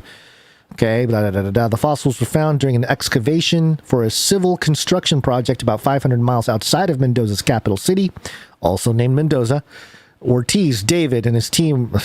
There's a baseball player named David Ortiz, too. And his team were supervising the dig when they discovered fossil fragments within floodplain deposits. Mendoza, where Aconcagua, the highest mountain in the Americas, is also located. Oh, another high mountain. It's just all the patterns, man. It's got all the Nephilim stuff in there. Is located. It's well known among paleontologists for other important dinosaur discoveries, including that of a giant sauropod, Notocolossus, one of the largest dinosaurs in the world in 2016. The Thanatos Dracon fossil were in different states of preservation. Some of them were complete, such as both humeri, large arm bones, syncarpals, fused foot bones, and dorsal vertebrae, he said. Others were fragmentary, including the phalanges, toe bonus, ulna, radius, forearm bones, femur, upper leg bone, and pelvis. Sounds like there's toe bonus. Yeah, there's a whole body. Ortiz David said that the team's discovery of fossils in such good condition were surprising because pterosaur bones are fragile and fossils are usually found in tiny pieces. From the beginning, 2 facts caught our attention. The first was the size of the remains and their preservation in 3 dimensions, an unusual condition in this group of vertebrates. The second was the amount of remains found at the site. Since large giant Pterosaurs are only known from fragmentary remains, with some exceptions, he said. The description of new specimen is always important for vertebrate paleontology as they shed light on the different groups being studied. In this particular case, 3D elements of large Pterosaurs are scarce, making Thanatos Dracon an excellent case study. So, yeah, there you go. The fossils are currently housed at the Laboratory Museum of Dinosaurs at the National University of Cuya in Mendoza. What do you mean, there you go? What is the theory here? Is this a Nephilim dino or what? It could be, or it could be some old flying serpents, man. I mean, maybe Lucifer was one of these guys. Maybe he was a Thanatos Drakon Amaru, and then all his wings got plucked, and he got turned into a snake or something. I don't know. That makes sense. It makes a lot of sense. No, I'm following. Yeah. But there's also the, like you said, the reference to Quetzalcoatl, obviously, the flying serpent and the Native American, or I guess partially Native American. The Aztec, I believe. Was it Aztec or the Maya or the Inca? They all kind of had their own version of Quetzalcoatl, didn't they? There's only one that's officially had the Quetzalcoatl title. I can't remember which one it was. It's been a while since 2012, and everybody was talking about. Yeah, I was going to say we were Quetzalcoatl experts back in 2012. I know, it's been a while. Aztec. Yes, Numbers 21. The Israelites begin to grumble about the lack of normal food and water in the wilderness as they walk along way around Edom, and Yahweh's response. He sends seraph serpents, flying serpents, against the people. They bit the people, and many of the Israelites died. And so there's a reference there to the seraph in the Bible. There are references to sort of a flying serpent type of thing in the scriptures. And let's see, there's also the word, I don't know the word here. Some Hebrew word. It's a generic Hebrew term for snake or serpent. It comes from a root that means to burn. Sometimes the term is used adjectively to modify snakes, as in the phrase, which means flaming serpent or burning serpent, perhaps describing the bite or sting of the creature. And then, there's been all the connection between the seraph serpents and the scorpions. And if you do that, you get connections to the opening of the abyss and the scorpion-like creatures that come out. I mean, there's all kinds of connections, Basil. Oh, no. To all the biblical stuff. Does it have anything to do with monkeypox? I'm sure it does. Well, the judgment in the book of Revelation, remember the people who don't believe, they're judged and they get boils on all over their body? Indeed. Maybe this is Bill Gates' God moment, his lowercase g God moment, where he gets to cast judgment on those who doubted with monkeypox. The apotheosis of Billiam Gates. Yes. 2nd Isaiah 14:29. Rejoice not, all Philistia, the Philistines, because it's the staff of him that beat you is broken. From the stock of a snake there sprout an asp, and its fruit will be a flying seraph. So there you go. There's a lot of references to this flying serpent. Oh, no. Issue. Oh, not again, Gonz. And by the way, the flying serpents, the scorpions that come out of the abyss, they torture people and they're allowed to sting them with their stingers. What does that sound like, Basil? They're not allowed to kill anybody, by the way. They're allowed to torture. And they're allowed to sting them with their tails. Yeah, kind of like a scorpion sting. Yeah, well, that rules out Bill Gates if he's not allowed to kill anyone. Yeah, but if he gets to torture, maybe that's even better for him. Yeah. Well, what you're telling me is Bill Gates is not the Antichrist. I ain't saying nothing. All right, we gotta get out of here. It's so late. I got children probably. I know. I realize to. Also what I need to do is have some emergency Dayquil during the show, because when we do 4-hour shows, you just need a little bump. Need a little bump mid-show to keep the nasal passages clean. All right, everybody. Thanks for tuning in to this episode of Canary Cry News Talk, and make sure to tune in on Friday, because it's going to be Friday, and that's going to be great for everybody. My calendar is not pulling up on my computer, so great. Figure out whatever date Friday is for yourself. 27th. It's not my job. Okay, 27th. It is quite literally my job. yeah, be back on Friday. It's going to be awesome. And if you want to, by the time it's the 27th, you'll be 2 days closer to the deadline for signing up for the supply drop. So go ahead and do that quickly, because we'll be beginning the manufacturing of the goods. So I'm going to post that just back in the chat there. Go to CanaryCry.Supply.com if you're interested, and consider getting demooched like all the wonderful producers who did this month. We're almost at the end of the month here, and we can make it. We can make it, folks. We can keep the show going, and it's all up to you. It's all up to us as the family. Thank you to our executive producer, Sir Captain Redbeard, Pirate King of the Demoochers, and simply executive producer T. Thank you to our new supply droppers, Kevin D, Alicia V, Danielle M, of course, Redbeard again, and David F, and the rest of our producers, Aaron N, Michael G, Emily H, Nicholas B, Morph, Sir JC, Night of the Techno Squatch, James M, LX Protocol V2, Darius S, Darren S, my brain, Dylan E, Jonathan F., Sir James Knight, Sir of the Lion of Judah, Sir Casey the Shield Knight, Sir Scott Knight of Truth, Veronica D. Gale, M. Runk Smash. Thank you all. Head on over to CanaryCryRadio.com/support. CanaryCryRadio.com/support. Yeah, do it. It's so nice. Thank you to our artists, our musicians, our everybody, but especially thank you to our clip producers. Clippy. Clippy on those videos. Thanks. Yup. Emsworth and Faye Livering. Thank you so much. Thank you. We also got the timestampers. Timestamp. It's hard work. Timestamp. Thank you to Jackie Yu for doing the timestamps on Monday. Let's just do a fast meetup. So go to CanaryCryMeetups.com. There's meetups going on. You can put one on yourself, and it's awesome. Canary Cry Meetup. Right, there's one in LA. There's one coming up in Hollidaysburg, Pennsylvania. I'm doing this from memory. There's also another one. Oh, we got the Zoom meetups that are every third Saturday. You got to wait a couple minutes for that. And then what is the other one? East Texas, right? Is it East Texas? San Antonio, Texas. Oh, that's pretty close to everything that went down, isn't it? June 4th, Saturday. Yeah, June 4th. Go to San Antonio. There you go. Go check it out. If there's not one near you, you can put one on yourself. Just email us about it. We'll tell the world. See you at the meetup.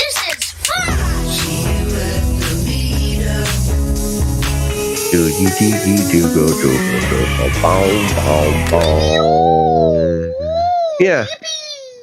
Leave us ratings and reviews on Apple Podcasts. It's super important, and nobody's doing it so far on this week. So we need 5 or more to keep those algorithms churning.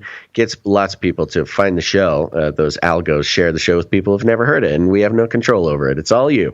So go to Apple Podcasts. Every Apple device has it. Little purple icon. Click on that. Search for Canary Cry News Talk. Subscribe and leave a rating and a review. Thank you so much. Gonz's grumpy uncle. Hi. Ugly, horrible person. You must leave review on iTunes. And if you do not, you are ugly, horrible person. You bring shame to family. DJ. Ugly, horrible person. Whoa. That's a nasty transition. Oh, yeah. DJ Gonz. Cabana DJ Gonz. Cabana Boy in the house. Post about us on social media, Twitter, Instagram, Facebook, whatever. Tag us. Best thing to do is to share clips from the Canary Cry Clips channel. That helps us out a lot. Please do that. And we'd love to look at you and say thank you and call you out on the show. And it's just a wonderful time. Yeah, do that. All right. I still keep doing it, yeah, huh? It's you, baby. Wow, that's been happening a lot recently. Yeah, I kind of just forget that I do this. It's all right. No, we might continue to spread out these pitches throughout the show instead of doing them all at once at the end of the show. Yeah. Just don't want that to catch anybody by surprise, but we might do that. Other than that, share the show with people. that you love and that you know, your friends, your family. The word of mouth is the best way to help people sort of transition into understanding that the mainstream media is not what it seems, and it certainly does not have their best interests in mind. Indeed, perhaps grabbing the clip about monkeypox today. Will your friends and your family appreciate listening to a podcast that has documented and timelined out exactly what's going to happen with mainstream sources? Yeah, I don't know. Didn't think so. Go ahead and share that clip with them. You can find it on the Canary Cry Clips channel. But a lot of people don't like to do it the regular way. You can share the show however you want. You know, you're a young, vivacious individual with lots of good ideas, and you know what? You're not getting enough credit for that. And I want to let you know that I believe in you. I believe that you'll find a way to share the show with people in a way that is important to them. For instance, perhaps, I don't know, we learned from the FLIPPY update that 45% of people are lonely. Adults are lonely in the U.S., and 80% of kids, apparently, are lonely. And instead of leaving it up to the robots to cure this chronic disease of our time, perhaps you can let people know simply that the Canary Cry News Talk producers are a family, and we love each other, and we care for each other, and we hang out at meetups and all sorts of good stuff like that. I know this one isn't crazy, but you know what? It's that kind of thing that might not only get people to listen to the show, but also destroy the dark machinations of the robot apocalypse. Sorry, Destiny, if that is your real name. Destiny is either a really ominous and spooky and sort of spiritually relevant name for a robot, or a good name for a robot stripper. Either way, we like to call it rattling cages. If you need any more instructions, here's what you do. You walk right up to him, you grab him by the cage, and then you shake it. The end of the world occurred pretty much as we had predicted. I want to shake things up, stir up some controversy, rattle a few cages. Hey, stop that! You'll never silence me. I'm the last angry man, a crusader for the little guy. Leave the bird alone. Never. Rattle a few cages. Rattle a few cages. The human race will have every opportunity to improve. And if they don't? Ask Noah. That's right. Just ask Noah. Gonz, any last words, man? Apologies for the awful reference from Basil. An awful reference to what? To the illegal professions. Elite? What? Guys, I'm not. Guys, everybody come in close. Come in close. Come closer. Okay, one shot. One shot, Basil, one shot. Here's the thing. I don't think Gonz knows what a stripper is. So nobody tell him, okay? I don't think he could handle it. And that's our show, folks. Thanks for tuning in to this episode of Canary Cry News Talk. Make sure to tune in next time. But until then, think outside the cage. We're all gonna die. Get back in the closet, monkey. Oh, get out of here, monkey. The post-show mix will be very brief tonight because it is very late. Yeah, we'll play. We'll play Basil and Gonz. Basil and Gonz. Yeah, we'll do that for sure. But that'll probably be it. So. Okay, bye. Bye. I'll see y'all on Friday. Bye, Gonz. Friday. Hey, Gonz. Yeah. Gonz, on a personal note, I'll talk to you later. Okay. Okay. All right. Bye. Bye.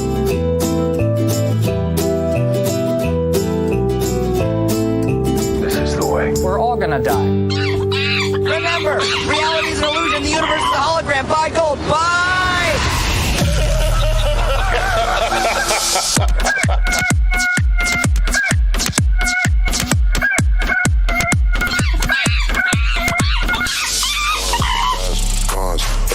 Gonz, you know what's going on. Basil, Canary Cry News Talk, man, what's going on? Gotta turn it on, shows coming on live. VPN on when I'm going online.